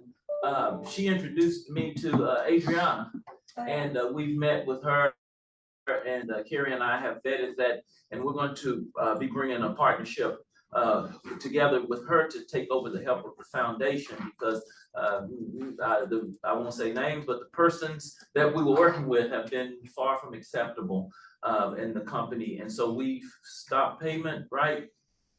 She never cashed the check, so Okay. we Yeah. canceled the check. Yeah, so we've stopped payment and we've sent them notice that we are no longer moving forward with the contract for the foundation help. So Ms. Pearson's intervention was on time, and so thank you for that. But that leads me to the fact that the district is not only fighting enrollment issues, but we're also fighting inflation.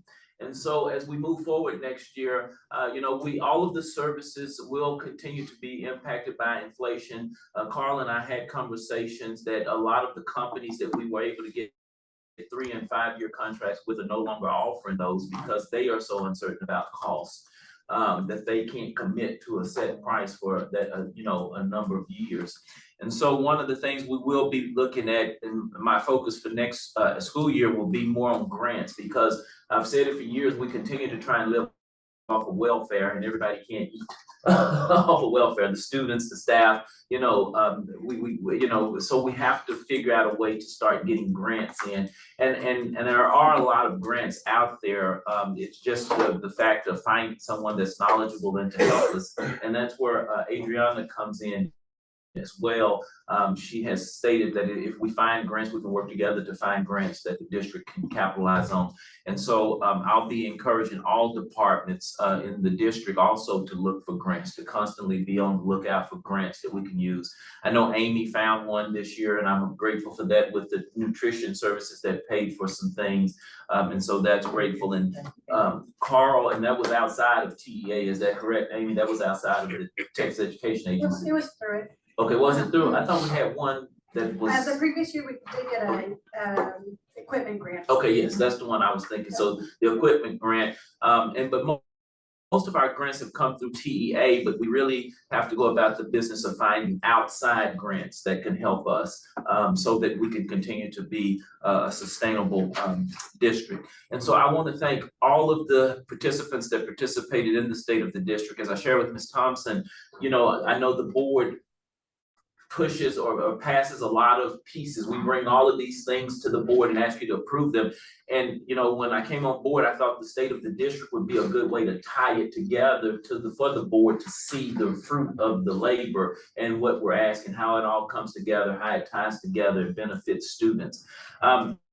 At the end of the day, it's all about the students. And sometimes it's easy to lose your way and forget about the students and think they're secondary and that we're primary. And as I share with people in the district all the time, if there are no students and there are no schools, there is no us. And so we have to make the kids priority. We have to make the campuses priority. We have to listen to the campuses.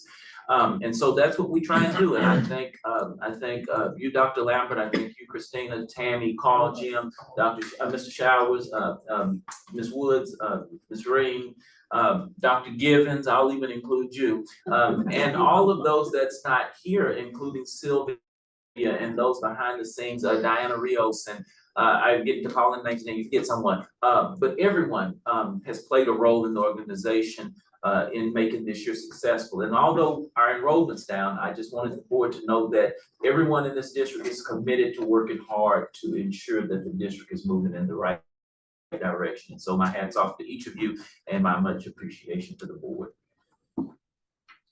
Congratulations on a successful school year, you guys. We respond to being more many we've had. That's not insane. But it's really remarkable to see, since I came in, to see the progression and how it's really evolved and where we're going. And you guys are doing an amazing job. Thank you.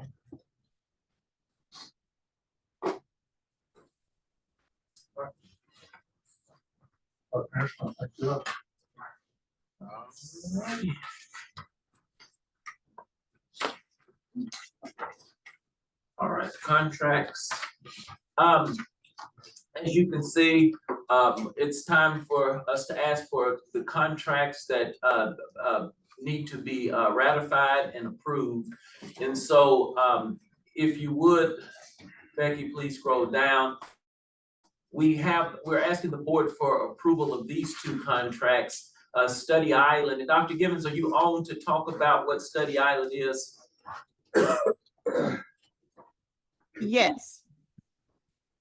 Yes, Study Island is a program that will help us in a number of ways. One, it will help us with our RTI response to intervention for students who are struggling with their STAR test or with skills, not just with STAR, but with their different skills for the assessments. Also, it will address and help us with our emerging bilinguals because it has an English learning component to it that helps our students that are acquiring English as a second language.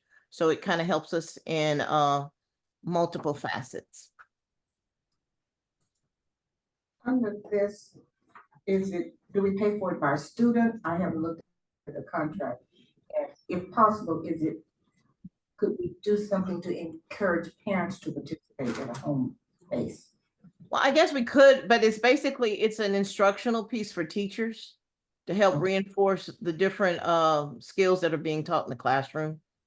Okay. All right, thank you. And the second one is Vector, and that's Bazaar.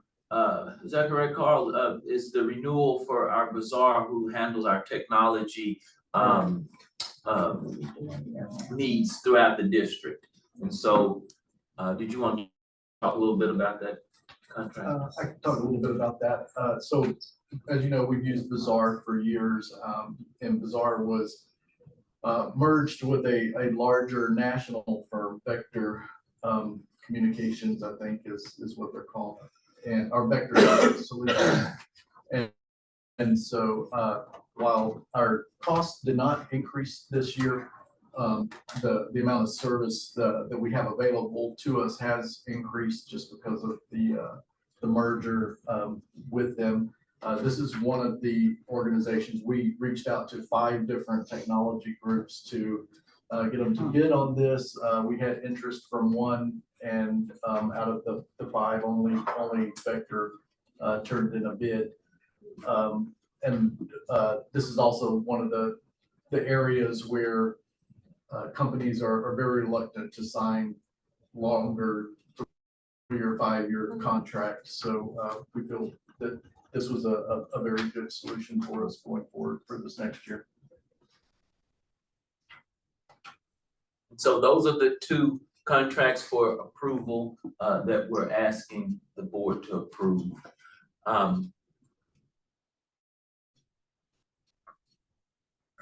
And then the ratifications, ones that contracts that have been approved already by me and signed are the ones for graduation venues mostly, and then Canvas, as well as the hotel. And if y'all don't approve the hotel contract, we're in trouble here. They might put us out.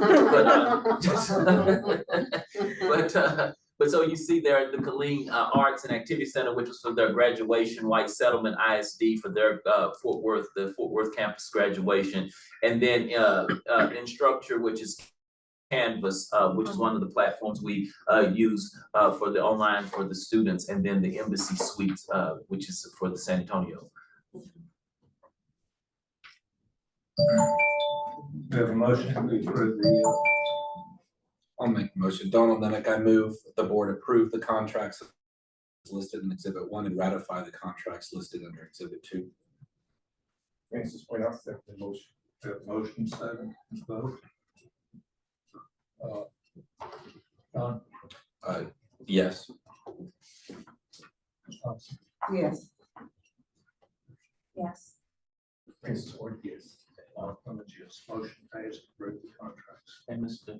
Clemens, Yes. lunch is due to be served at 12 out In the atrium, yes. in the atrium. So did we want to break now, or did you want to run on a little bit further? Sure. It's 11:58, so they're serving lunch at 12.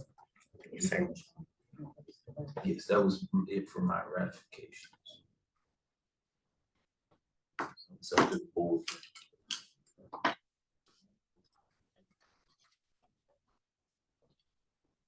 We'll take a break for lunch. How long? Like 30 minutes? You Is guys, this lunch just for us or we just? no, it's just for us. Just for us, yes. Okay, You think 30 or 30, 45? 45 minutes. And what, hour? It's up to the board. 45. 45 minutes? No, you're, 12:45? That's good.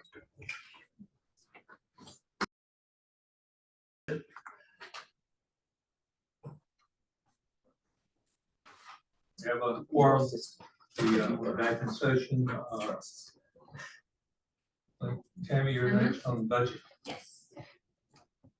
On page 158, you'll find the 2023-24 adopted budget alongside with the 24-25 proposed budget. This is for Fund 420, which is our general fund. We have two columns this year, two options for the board. The blue column, the first blue column is one of the options, and the green column is the second option for the board to decide.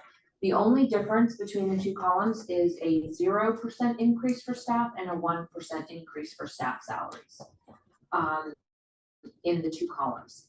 We have built this budget based on ADA of 1,327 students, which is slightly down from last year.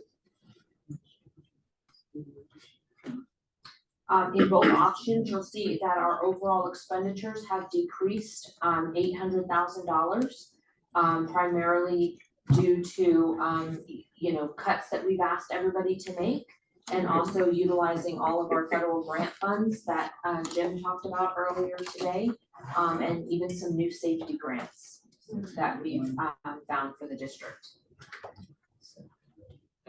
If I, Tammy, can I Yes, yes, interject? yes. One of the things, and if you notice, there is a deficit budget, and I talked with Mr. Clemens about this before we brought it to the board, asking the board to pass a deficit budget. One of the things that we are up against is our payroll. Out of $14 million, our payroll consumes 7 to 8 million. That's what our payroll consumes. And then when you take Cascadia, our armed security guards, and you take Jingo, our facilities, that in itself comes out to well over $1 million. And so you're looking at anywhere from $8 to $9 million of a $14 to $16 million revenue being consumed by those three items. So Tammy and I, and God knows Tammy and I played around with this and we tried.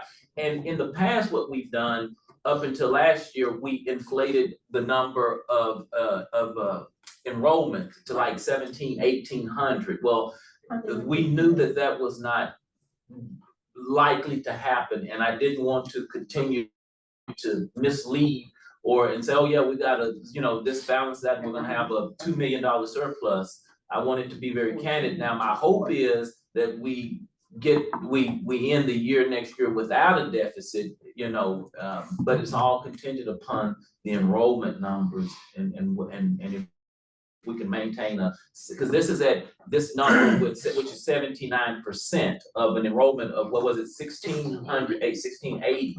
And so that's what this is based on. Our hope is that it's 79% of, 17 or 1,800, and that may make a huge difference. When we talk about the 420 versus the 240, and we are voting on those kind of separate. Yeah, they are presented separately on the following page. You'll see the proposed budget for Fund 240, which is our school breakfast and lunch program fund. According to TEA, these two funds are required to be approved by the board. Yes, and so I present them separately, so you'll have a picture of both. Yeah, but you vote on them together. Yes. Okay. Unless you'd like to change the motion. No, I'll call the motion. I just want to make sure we're aware that we have to pay strict attention to the 420 and the 240 in conjunction before we take all this under consideration. Yes. Because, go ahead, but that's the point I'm making. So for Fund 240, if you'd like to look at that, we've estimated revenues at $50,000 for our school lunch program, down a little bit just because of our enrollment, and our ADA has declined. We have also included the supply chain assistance grant that Amy spoke about earlier, that we've already been awarded that, so we'll be utilizing that, and it's included in the budget. Our expenses for that fund are about $120,000 for food, which we all know that inflation has not come down where food prices are concerned. So we have a large food budget there, about $20,000 for supplies, some permits and travel for Amy to monitor all this at all of the campuses, and then half of the salary and benefits for this position. And then also the amount that will need to be absorbed by Fund 420 for the school lunch program. And how much money, additional money came in, if we move over to grants? We moved a significant amount of the academic, which that in itself is another train wreck, because we're gonna have that administrative cost ratio out of whack. But in order to try and alleviate some of the pressure off the 420 budget, we moved some more things over to federal I money. don't know if Jim was coming back or not, but You know, oh, okay, I don't know what the total budgets, federal budgets are for next year, but we moved at least $1.5 million or $2 million of that. out of the 420, and that then lead us again into the situation where our administrative ratio will be out of whack, because it's gonna look like we're spending more money on leadership and things of that nature in comparison to academics And that's the administrative cost over here. ratio. Yeah, and I'm not for giving any increase in the budget in those areas. I'm not for that at all, because we have a deficit already. No, I'm saying because we've moved $1 million out of, no, you gotta listen. Okay. Because we moved $1 million out of 420, that's gonna automatically impact our administrative cost ratio, is what I'm saying. Correct. So we don't have, nothing's changing, we're not increasing anything for the administrative ratio, it's just gonna automatically be out of whack because we moved academic expenses to a federal grant. Okay. I will continue to the same. So the way that the administrative cost ratio is calculated is it used to include ESSER, because ESSER was something that was implemented in recent years, but going forward, it's just the Fund 420 expenditures. So the all of your federal expenditures, which we know we use for instructional purposes, those are moved over to federal grants, and those calculations are not included in the administrative cost ratio, which is what Dr. Anderson is commenting on. It's a catch-22. We need to use the money. How much, I know we talked about our fund balance, what are our cash balance at the end of last year? 14 million. Cash, not. Oh, cash. Our cash balance hovers around $5 million. And, for last, 5 million. It's been consistent. We're a little bit less now because of the projects that we've got going on for construction, that we're paying a little bit into those. We saw a dip earlier in the year from, we started at like 140s and we ended up down in 120s, but we hover around the 5 million, now maybe high $4 million mark. and we're looking at a cash budget of 600,000. Deficit. Okay, so we take 600,000 off the 5 million. Where does that leave us as far as our operating with the first day, our days cash on hand? The cash is irrelevant to this, to this Well, piece. it is to this, but if we did this year, then let's just say that our cash balance is gonna be down 600,000. As long as we have 60 days cash on hand. then So we we're- have 299. We have double that. So it's irrelevant first. That piece. We have 5 million cash on hand, is that what you're saying? I think, Our I feel like cash the balance- reason we have 5 million cash on hand is because of the last 4 years, the extra money. Plus, the state has given us a they hold harmless for a couple of years Mhm. and gave us more money than we earned during the health of COVID. So I kind of think that we benefited for the last 4 years from extra money and from hold harmless and TEA. And so I think, I know Dr. Anderson was concerned about presenting a negative budget, but I don't think there's a way around it right now. Also, if you read the paper, you know that charters from public schools, nobody got their state money this last year because the governor shut it down because he didn't get Vouchers. his vouchers for the private schools. So the question that was asked earlier about net, when you asked a question earlier, Ms. Thompson, about the net assets number and how we could use it. This is the example of dipping into net assets. And the saving grace is, as Mr. Clemens was alluding to, when the legislative session starts again in January, should they pass a package, it may benefit us and this deficit may be reduced. It may not go totally away, but it may be reduced significantly. So that's the other thing, because I do know that there was a lot of money put on the table this past legislative session, but because the vouchers didn't pass, none of it was appropriated. And if we increase ADA by 100, that'll be $1 million just to base allotment, plus the different weights that go with that. This would be $1.4 million for 100 kids in ADA. So Most of the schools I look at now, they're working at a deficit, but then, I mean, Colleen, they're having the same conversation, so it's not just us. No, I it's think San most Antonio. everybody in the state is operating. It's the same thing, so it's everywhere. North side and northeast in San Antonio passed deficit budgets this Right. year. What we're seeing basically for our school in the next year is that there's just gonna be negative, positive, negative, positive. and We just have to work around it. Right. Yeah. It speaks to the fact that we have such a large net assets and we have the ability to do that. And But the 1% increase, it's still very possible to still be within budget with that 1% increase, right? It's not gonna. the difference between those two is I think less than $80,000. So yeah, So That's the 1% across the board for all staff. No, I'm not. I'm with that. Conversation is, we need to take care of our teachers. I'm just opposed to it. It's not, they're making $20,000 less than what they get in other districts. And I'm very adamant that our raises should go to them.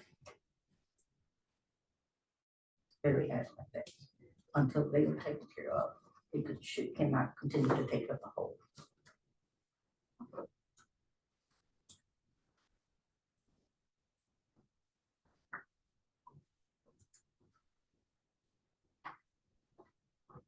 Do you have anything else to present in this presentation? So this is just. And the other part of that is, if we're talking about, last year, this time, we were talking about, they couldn't have their secretaries, they had to do this, they had to do that, and I'm not for that, I'm not for that conversation this year. We're gonna cut.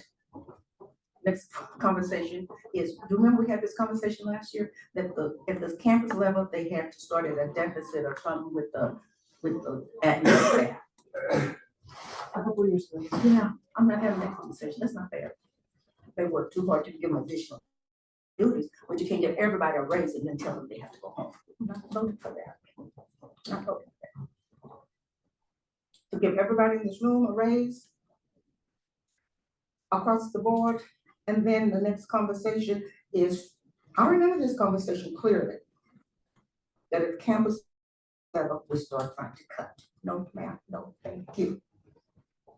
this is also where we gave bonuses last year as well, and there were extra bonuses that were distributed last year. They will not be distributed. coming year. We did give raises across the board last year as well. The teachers and. I'm not doing across the board. We're gonna cut I like the motion. I move that the board approve the proposed Fund 240 budget and proposed Fund 420 budget for the 2024-2025 school year, with a 1% increase for staff. Sorry, I don't hear it. I move that the board approve the proposed Fund Mhm. 240 budget and proposed Fund 420 budget for the 2024-2025 school year, with a 1% increase for staff. So you're saying for all staff or just teachers, so for clarity purposes? As So presented, all staff, as mentioned, as we're going by the budget that's listed currently. as presented. Yes, correct, as presented. That's presented. I'll second that motion. We have a motion to second. We accept the budget with including the 1% pay increase. We have a motion to second. Vote, it's all there. It's all there, right? Yes. All set, across the board. Okay. Mr. Nady? I vote yes. Ms. Thompson? Nay. Yes. Ms. Smart? Nay. I vote yes. But, well, one thing, just to.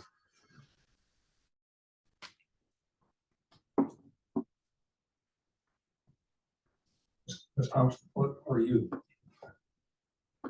wanting to do, or proposing to do to fix this? That moving forward from the last 2 years in the conversation is that, you know, next week, if they're gonna talk about cutting the admin staff at the campus level, and we have done that repeatedly. I don't think that's on the. It's not on the agenda, but I'm telling you, that's what happens. So what I'm hearing is that Ms. Thompson is proposing that the teachers get the 1%, but not.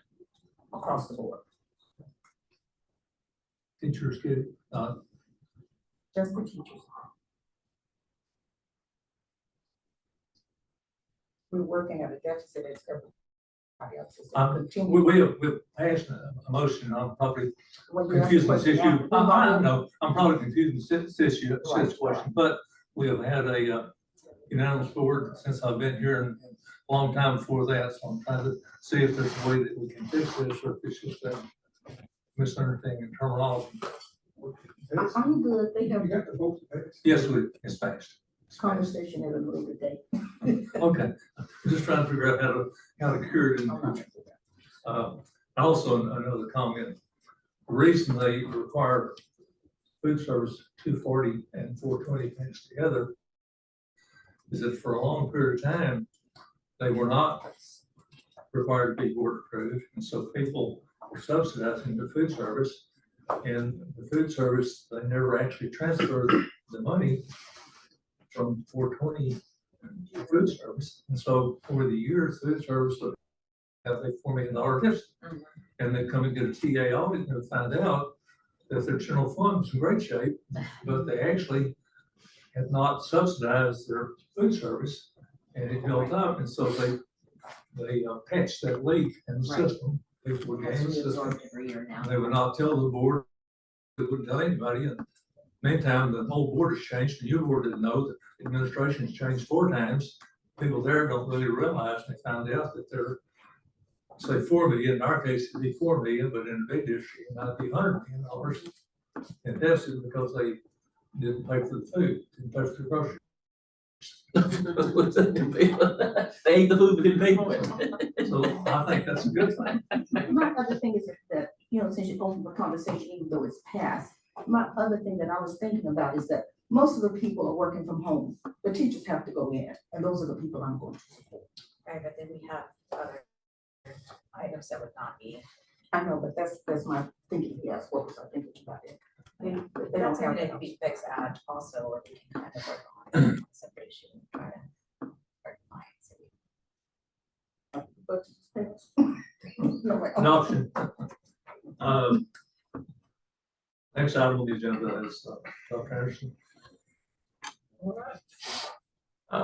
We have the board, policy, module 1, which was, presented, which the board met. Who's that on that committee? Jennifer? Mr. Clemson. Okay, Mr. Clemens and Mr. Nemec, who sat on the board policy for the governance module 1. Did you want to share any information that came from that? So if we can scroll down, Becky? Becky there? Yes, sir, I'm here. Did you want to talk about this particular, because I wasn't there? Okay, yes, sir. I made a couple of notes. Let me get to those pages. Basically, the more, I guess the policy group series that I noticed had the most edits or updates was that of the public information requests. Let me get there. Such as, just to kind of point them out very briefly, limit on personnel time for large or frequent requests was one that I noticed.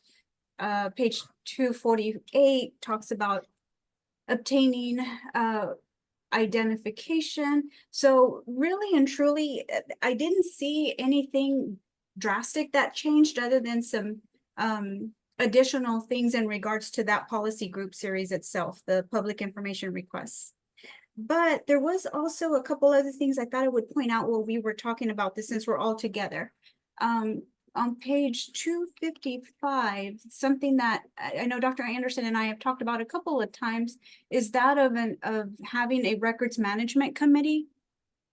And so Dr. Anderson, and just jump in anywhere that I may say something that maybe wasn't quite what you had in mind, but these of course are recommendations that are made by Mr. Hoffer's law firm. And so we went in and made, a few updates, or, also saw the need to maintain those different positions, but it's something that we'll need to be working on at some point. Right, Dr. Anderson, is that of forming a committee that will help with these things as listed below, that of like having to do with policies and procedures, that of the destruction of records, and all those things that we need, I guess, to have a more like a process or procedure of knowing that those things are happening or taking place. Yes, and one of the things is, for years, when this first came up or came to my attention, we went and did some digging, and it kind of had fell on Becky's plate by, I guess, what's the word, by accident, because Becky was the person on the state, what were you on, Becky? Yeah, she was on the state, Yeah. Secretary of State. Yes, sir. And actually, we have to have somebody appointed, and I can get to that page as well. It's with the Texas State Library and Archives Commission. Yes. Is that what you're thinking? Well, I knew that you were on there, and so this records thing kind of fell in your lap by mistake. And there's really supposed to be a committee. And so these were the detailed items. And so Becky and I had conversations in the past about the committee, and Hoffer had recommended the chief of staff, the chief financial officer, the chief talent officer, the special education manager, and the strategic planner. Well, we don't have those titles. So we went in and changed it to the people that fall chief of staff, which I felt Jennifer would be good for that, as far as the person, because she would be the one organizing the meetings and telling us, getting the record together. The CFO, which would be Tammy, chief talent officer, which was basically the HR, which would become Christina, special ed manager, which would become Dr. Lambert, and the strategic planner, I would take that responsibility. And so, and the duties were outlined there, but as far as, and we would follow, what is it called, Becky? The recommended thing for records disposals, what's that thing called? The records schedule? Yes. The records retention schedule? Yes, so, and that would drive what we disposed of, but the committee would get together to agree on how to best handle these records on the district's behalf. Anything else about that, Becky, that I missed?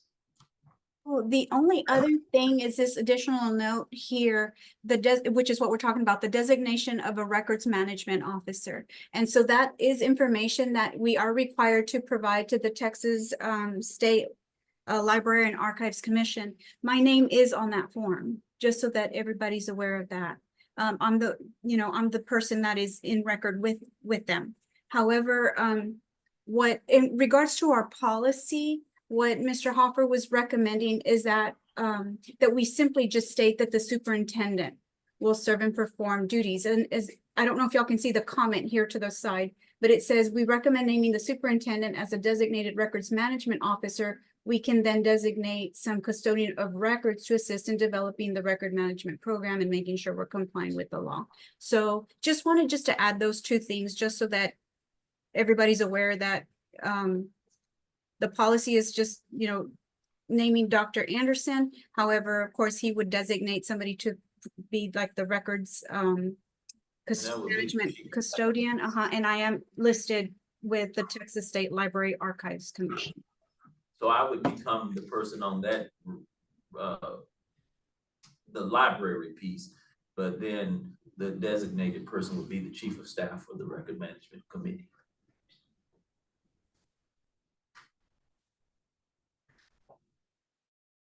What, anything else in the policy? Yes, let's see. I think there was just one other thing I thought might be helpful. What we're talking about as well, the records retention schedule, which can be found on 262 through 264, might be just helpful to some of the staff that's listening in regards, and this is not everything, of course. If we wanted a full list, we would, we could go to the Texas State Library Archives Commission to get a full details of everything that we're by law needing to keep record of. However, these are just a few. So such as the agendas, contracts, minutes, memos, just so just so everybody here, maybe if they have a question, bid documents, it's good information that's handy here on the governance policy. And then lastly, 276.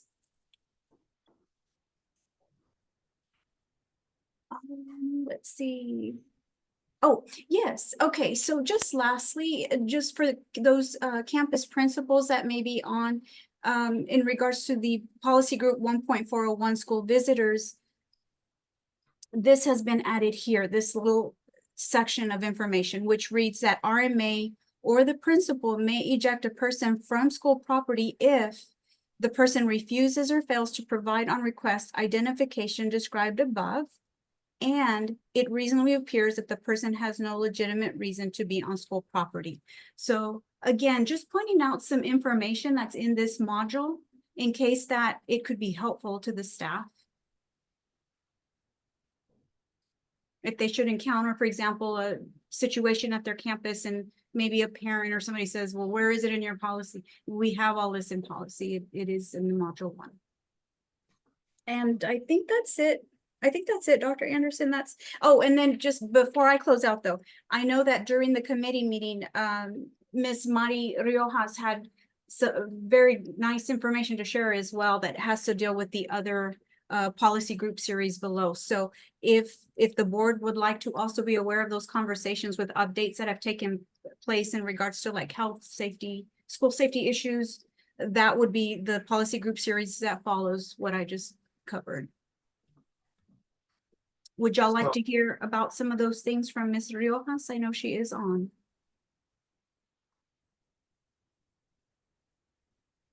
I think it'll be helpful for everybody.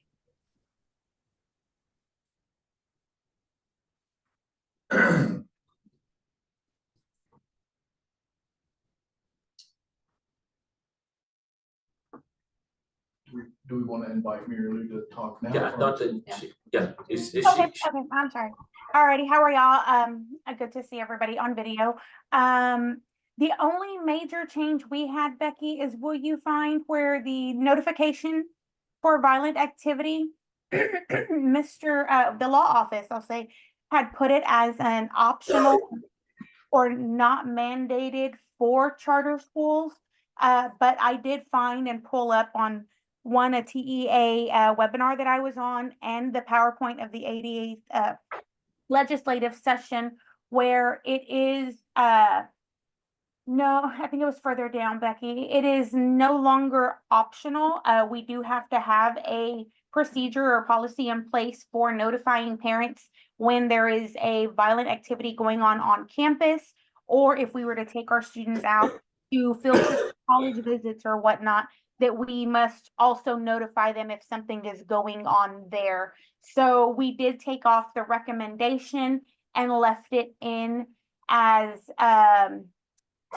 I'm trying to find it on my end too, Becky. Left it in as a must, and we are just gonna go with it there. I can't find it here, but other than that, we left everything as is. The emergency operations plan, we seem to follow through with what they're asking of us there.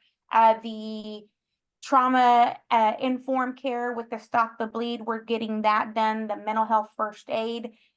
We have all of that on there. I think I see it on 293, Becky. 293 section 8A, and then right above it, section 7 is the notification regarding violent activity. That one right there. So we went ahead and we kept it in there, and based on the tech code 371131B. And then, like I said, the following stuff, everything else we seem to be following through perfectly on. It's just a matter of, I mean, it is a lot.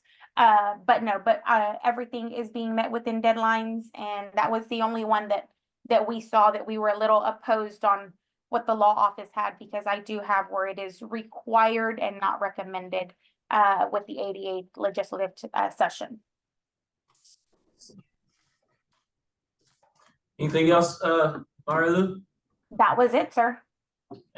Anything else, Becky? That was it for me too, sir. And again, so we are asking for the approval of this governance policy. And again, I apologize, I was traveling the day that Mr. Demick and Mr. Clemens met regarding this policy. So we're on C, approval of policy series module 1, governance. We have the motion to. Rose Thompson, I move that the updated RMA Texas Board Policy Series Module 1 for governance be adopted. Second. Donald Demick, I will second that. We have a motion second. Vote. I vote yes. Rose Thompson, yes. Here's a person, yes. Francis Ford, yes. Don Clemens, yes. Not a appropriate time probably, so let's make time for it right now. This is part of the discussion I had at lunch with Ms. Thompson. I had asked Becky sometime in the past why we didn't have a consent agenda, and she told me that we had one, and someone wasn't happy about it or was displeased with it, so we didn't have it anymore. And so I know that Ms. Pearson and Mr. Demick came on the board same time I did, so I don't know the history, and I asked Ms. Thompson, she didn't really know. So I think these items on the policy should be things that should be on the consent agenda. I think we spent a lot of time going over those, and so 2 board members and staff are recommending that.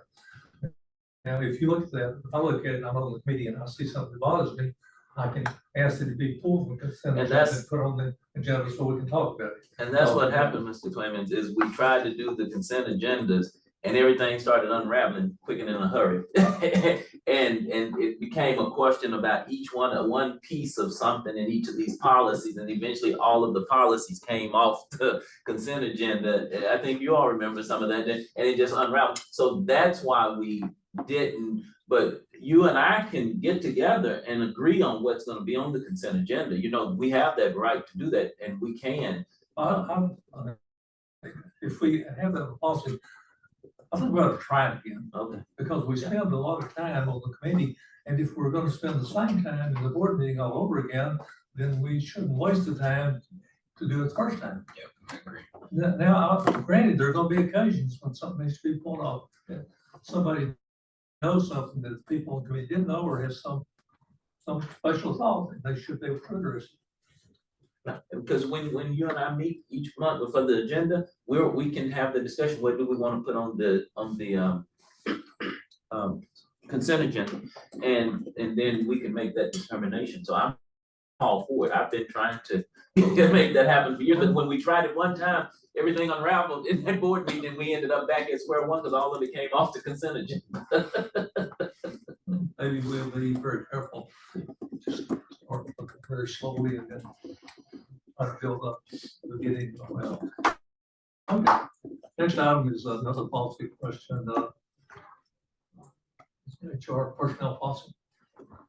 So with the new policy, it also comes from Hoffer's office through TPCSA.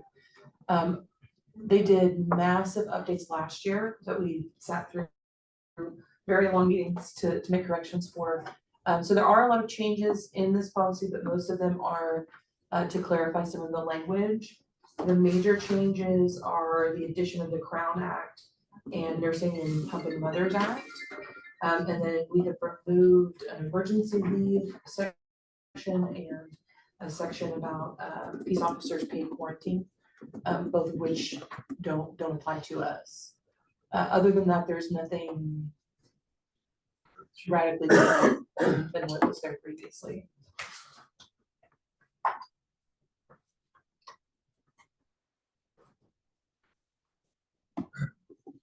We have a motion to accept this policy as presented. Rose Thompson, I move the adoption of the updated 2024 RMA discount handbook. Module four. Module 4. Mrs. Courthouse, second. Motion second. Vote. Mr. Henry. Donald Demick, yes. Ms. House. Yes. Yes. Francis White, yes. Robert Jones, yes. Personnel handbook revision basis as presented. And there are even less changes with personnel handbook.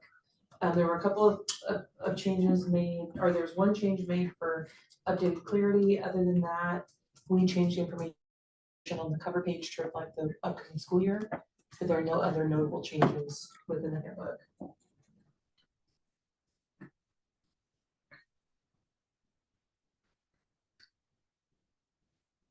I have a motion. I'm sorry, I misspoke on the last one. This is the personnel handbook. Okay. Approval of personnel handbook revision.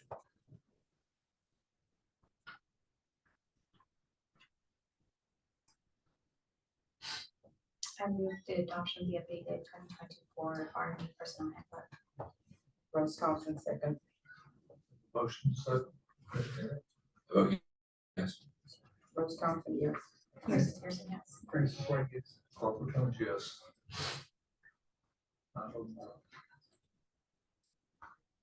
Personnel handbook as is presented. Layoff, fiscal management policy series. Yes. We also had a meeting, a fiscal policy committee meeting on the 29th to go over the changes, which were very, very few this year as well. The changes were not proposed by the committee members. One of those changes from the Texas Public Charter School Association Model Board Series was to possibly include the renting of our facilities to third parties, and the committee did not find that to be appropriate at this time.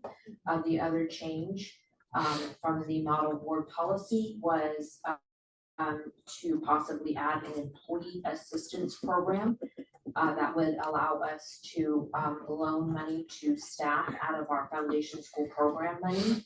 And the committee also did not feel that that was appropriate at this time. So those have not been included going forward. The one change that was made was on page 663 of the policy, page 588, which really just aligns with the fact that the school board must now approve all contracts. Prior to that, there was a delegation where the superintendent could approve contracts. So we've updated the language to make sure that all contracts are approved by the board and not someone who is delegated by the board. So those were the all of the issues that were discussed in the fiscal policy committee meeting.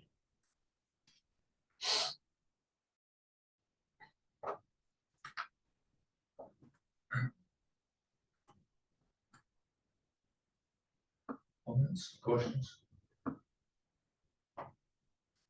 Entertain a motion, we approve, module 5. Donald Demick, I move to approve the fiscal policy as recommended. Rose Thompson, second. Have a motion, second. Vote, Mr. Nemick. Vote yes. Rose Thompson, yes. Ms. Pearson, yes. Chris Ford, yes. Robert Cummings, yes. Motion passes.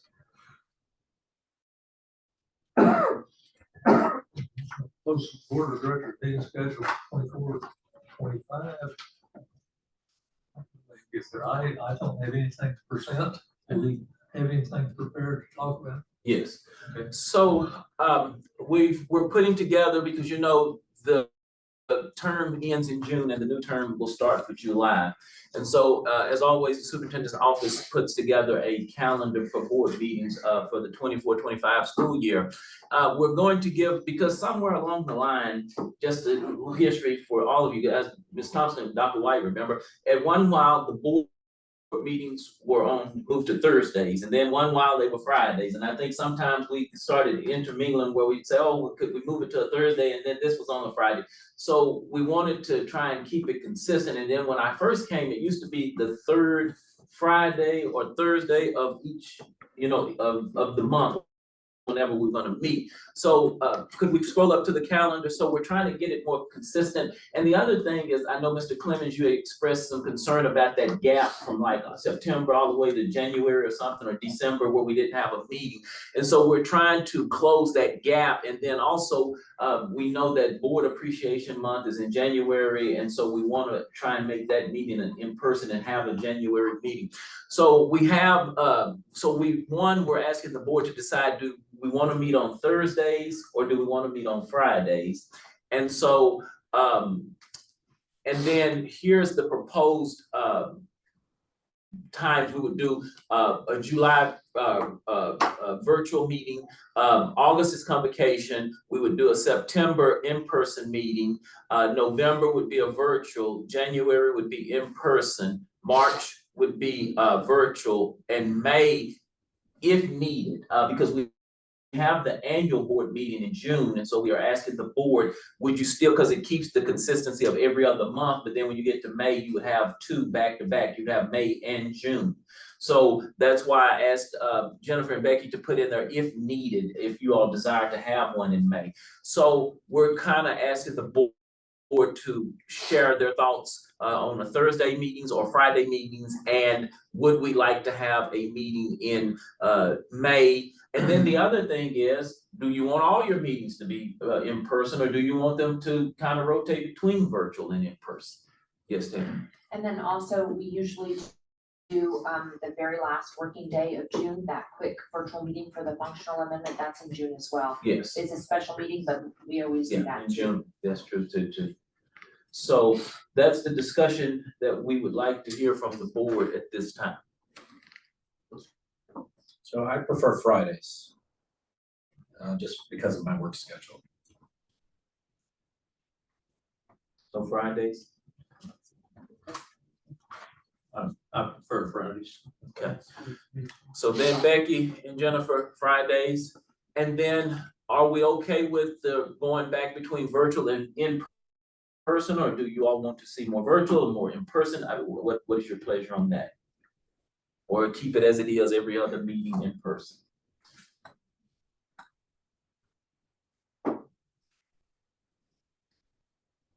Every other meeting in person is good for me. Ms. Pierce? I enjoy the ability to be in person and to be hands-on with everybody. And so for me, that would probably be my preference, with the ability to have any board members to come virtually. So you would like to see all of them in person? I personally, I think that would be probably a better move. That's the way it used to be. So then COVID kind of shook us up. I know Mr. I Clemens, think we but get a lot more done that way too. I know Mr. Clemens, I know you prefer in person. I prefer them in person, but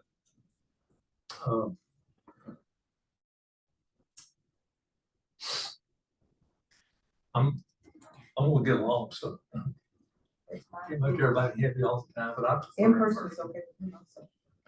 I like the idea of in-person with the option of appearing virtual, just because my schedule is so hard to predict. Sometimes virtual is best for me. Okay. So we want to add a meeting in June and No, we have the June annual meeting already. what she said. Oh, yeah, that's a special. Yeah, we're gonna add the special. Okay, so the special meeting. Yes. So can we add that? So Fridays, add the special June meeting, and so make all of them in person.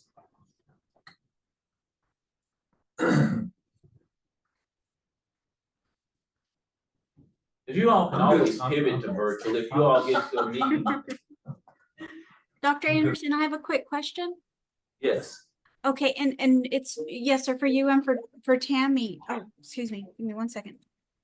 So then if we were gonna do the June board meetings in person, then Tammy, wouldn't that need to be like the last day before we go on the summer break? I think We're that would gonna be replace it virtual. or just add it to? Yeah, the we're gonna add, but it would be virtual. That special meeting would be virtual. It's very short. Because it's a very short Yes. 10-minute meeting, so that would not be an in-person Oh, meeting. I That June- apologize. I thought we were doing all three. Yeah. In person, okay. No, not that last June when where Tammy brings the amendments. No, that won't be. Okay, my apologies. Sorry. So, and of course, you all can pivot, I guess, as a board. If only 2 board members could make it in person, then I would think we would just We would do make it, yeah, virtual. you would just opt to do it virtually. Is that okay? Yeah, as long as we have that discussion in advance, I think that would be fine. So we'll change them to all in persons, except for that special last meeting in June. And what about the May meeting? Do you all want to keep the May meeting or do away with it since we have the 2-day annual meeting in June? I think that if needed is probably the best option on there, just not Okay. knowing what the circumstances might be during the plan. Okay, so we'll leave May, Becky, as if needed, as it says. Keep that as a virtual or just easy. Okay, as a virtual, she says keep it as a virtual if needed in May. So we would have to put the date in there. What date would that fall on, Becky? Or Jennifer, whichever can get to us. So let's add that date, that Friday, the May, And it's every third Friday, of the month. If it's every third, it's the 16th of May. then is it the 4th Friday?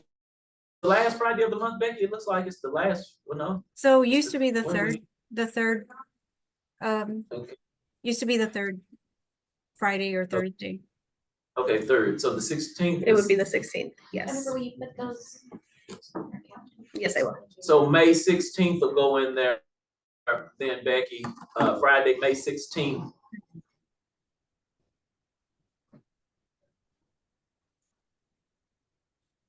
If needed, it'll stay in parentheses, but it'll say Friday, May 16th. Okay. Okay, And, yeah, I'll make sure it's added in there. I guess just because I'm doing the Zoom platform, it's kind of freezing up a bit. Let me see. I think it's gonna let me do it now. Nope. There, here we go. Okay. Okay. Friday. Yeah, it's freezing up on me, sir, because I'm doing the Zoom platform as well, but I'll make sure it gets in there. Okay. What about, locations? That'll be determined, CBD. We'll do it in Austin until the central office is completed in Fort Worth then, but we'll continue to keep it at Region 12. Is Austin, right? Region 13. Region 13. 13. 13, Region 13, it'll still be there in Austin at the service center, until the Fort Worth facility is built out. Yep. All the meetings? I think so, unless you oppose them. No. Or if any other board member, Marissa may want it in Corpus. I do think that on occasion that we meet where we have schools and I don't know that we plug that in right now or we leave it. Can we can discuss them ahead of time, we can just kind of pick where we would like to see it at. Could we agree kind of informally that we make that decision at least So there's a regular meeting before we move off schedule. In other words, if the second meeting we decide we'll have a meeting in Corpus, we'll go to at least the fourth meeting, we'll give it. I tell you what, 30 days or so to readjust schedule, whatever. let's do this. So we have 1, 2, 3, 4, 5, 6, 7 possible meetings and 9 campuses. Well, but we could definitely do one in Houston because there's your Pasadena and your Houston campus right there together. We would have Corpus. We wouldn't do Fort Worth because, we'll wait till the central office building is built out. And do you all want to go? I don't think anybody wants to go to West Texas. I don't think anybody wants to go way out to West Texas for a board meeting. But I think it'll be very difficult to get there. So probably just Houston and Corpus would probably be where we would have meetings once at least next year, so we can, and I was talking when I should have been listening, but we're not gonna have a meeting in Corpus or Houston during hurricane season. yeah, no, none of that. So which, I mean, I guess the board, which meeting, Mirza, which month do you recommend us to come to Corpus? Let's just do that. Come during the November or February when like. Okay.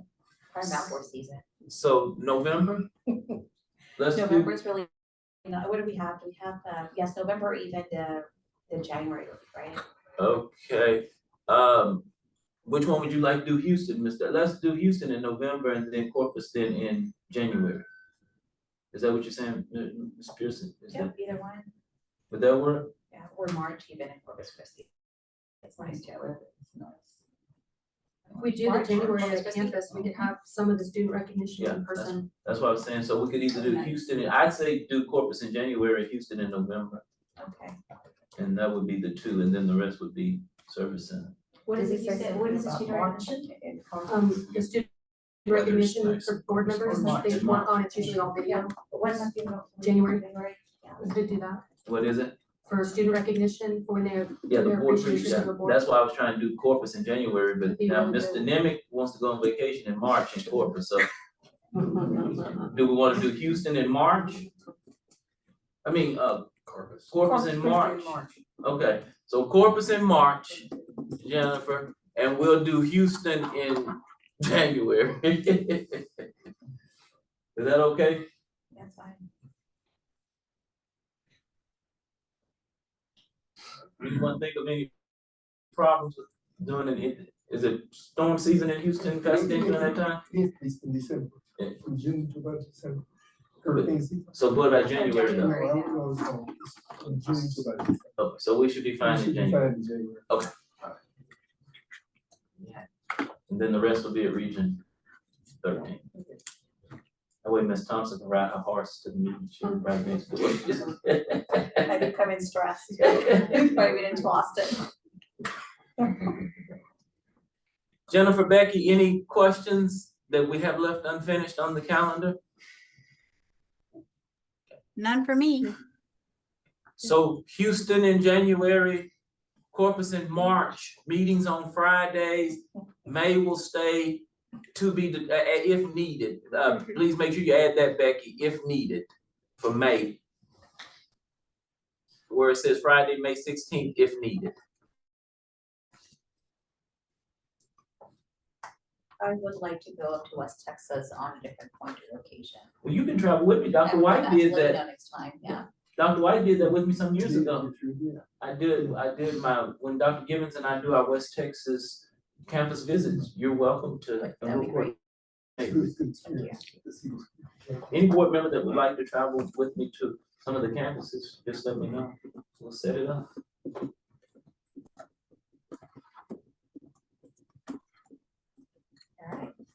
So are we able, is the board ready to approve this calendar as presented then? How about that, just motion, we just approve the calendar. Yes, that's what I'm saying, yes. Have a motion up there. Donald Dimick, I move the board adopt the proposed 24-25 RMA Board of Directors meeting schedule as we just amended. Francis White, I'll second. Motion, second vote. Don Demick, yes. Rose Thompson, yes. Anderson Pearson, yes. Francis Carter, yes. Robert Clemens, yes. Item H, election of officers, Frank Ashman has asked me to postpone that to the first thing on the agenda in the morning, so it'll be enforced agenda that the item on the agenda after before the public presentation. If there's no objection. RMA video presentation. Did you get that, Becky? We're going to address the elections of officers tomorrow morning. That'll be the first thing on our agenda. We're gonna push it down to tomorrow. Okay, thank you. No, I hadn't heard that, so thank you.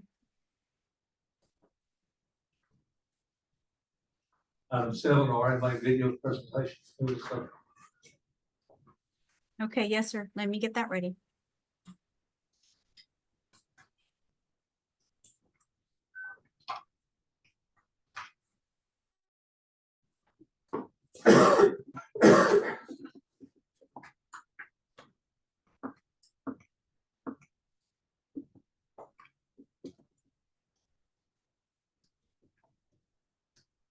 Okay, so the first would be the presentation of the resolution given by the Texas Legislature at the Midland campus.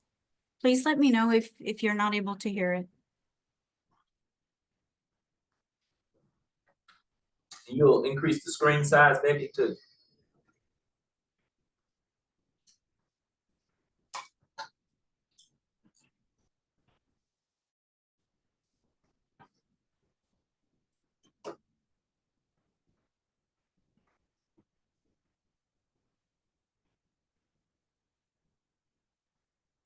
ask her to hit that arrow to blow up the sky. Can you make the screen larger, Becky? The arrows, the little diagonal arrows at the bottom of the video. Go down. Oh.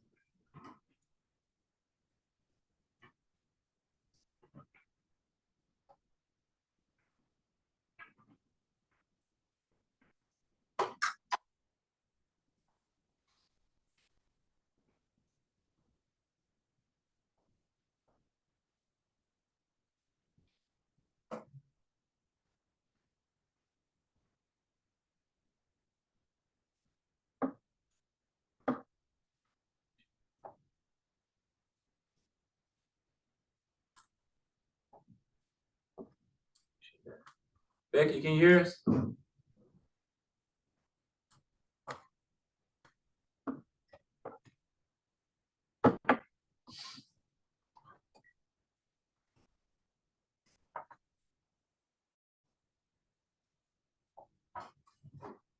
Can you see my screen?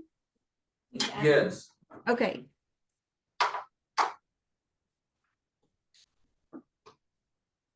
Oh, hey, with Zeem, you can stream free local TV from all over the country. Zeem speaks for itself. It really doesn't need a celebrity spokesperson, but here. Thanks. We know the Permian Basin is growing, and with that growth comes workforce needs. Keeping up with the needs starts with our local education, including at Richard Milburn Academy, a public charter school with 2 locations in West Texas. Their Midland location recently moved buildings. Tyler Dupnick has more on RMA's impact in our community. This school gave us another chance to be able to finish our story, right? And then the second piece is that this school prepared us well to be able to step into the workforce. RMA has been serving Texas high school students for 25 years and Midlanders for almost a decade.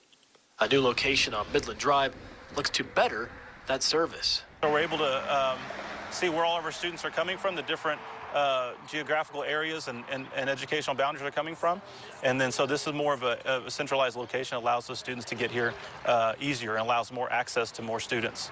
RMA Midland principal David Valverde says their educational model provides a different pathway for after high school. It all ends in students either getting an industry-based certification or being college ready, right, or military ready. So they're college, career, and military ready. So that's part of the requirements to being enrolled at our school, is that not only it gives you a pathway to get done with high school sooner and get into the workforce, but it gives a pathway into the next step of your education. State Senator Kevin Sparks was recognized for his support of charter schools like RMA Midland.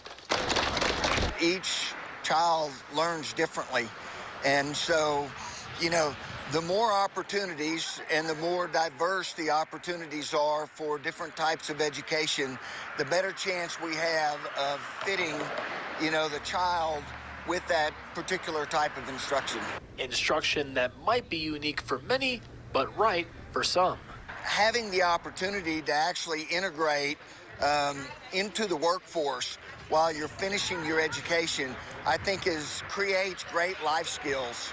And that's really what we're trying to do. We're trying to create the whole young person, you know, to develop into responsible citizens. Tyler Dupnick, News West 9, Midland.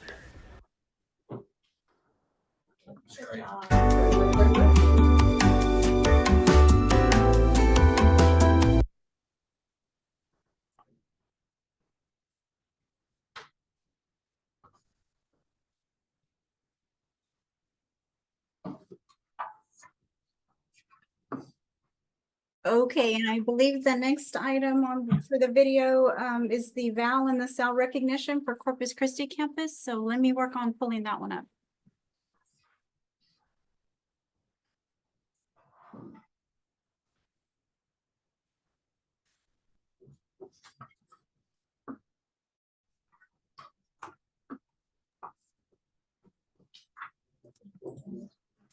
Can y'all see the screen so far?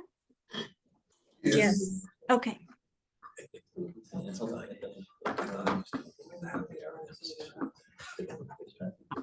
Del Mar College salutes our top scholars of South Texas.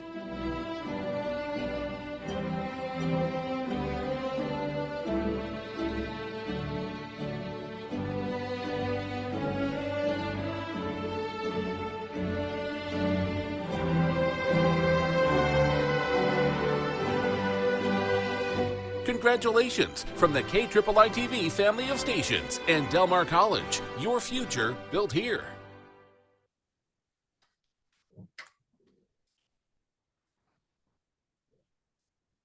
And that was the last video we wanted to present to the board of directors and staff. Thank you, Becky.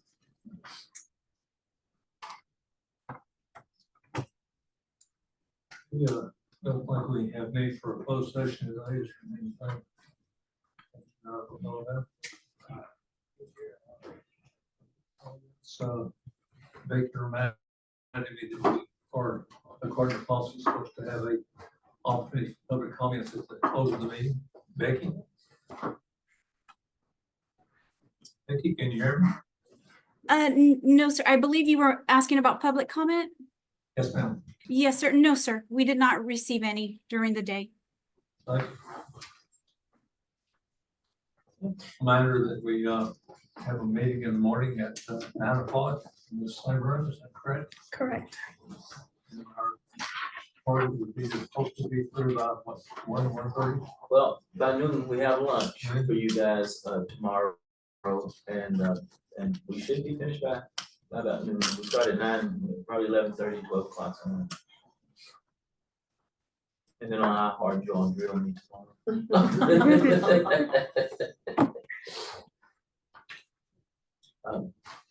And just a quick reminder before we have dinner, anyone here that would like to join us tonight at 5:30, they had a party of 45 at Papa Do's, and so we had to accommodate Papa Do's, so 5:30, we'll meet in the lobby. I have a 6-passenger SUV, and I'm sure someone else will be here. Mr. Showers, you have a rental, right? So there'll be several to Yes, drive. and the hotel also provides transportation. Shuttles as well. So we have cars to get people over, but we'll be going to Papa Do's for dinner at 5:30. 5:30. No other comments?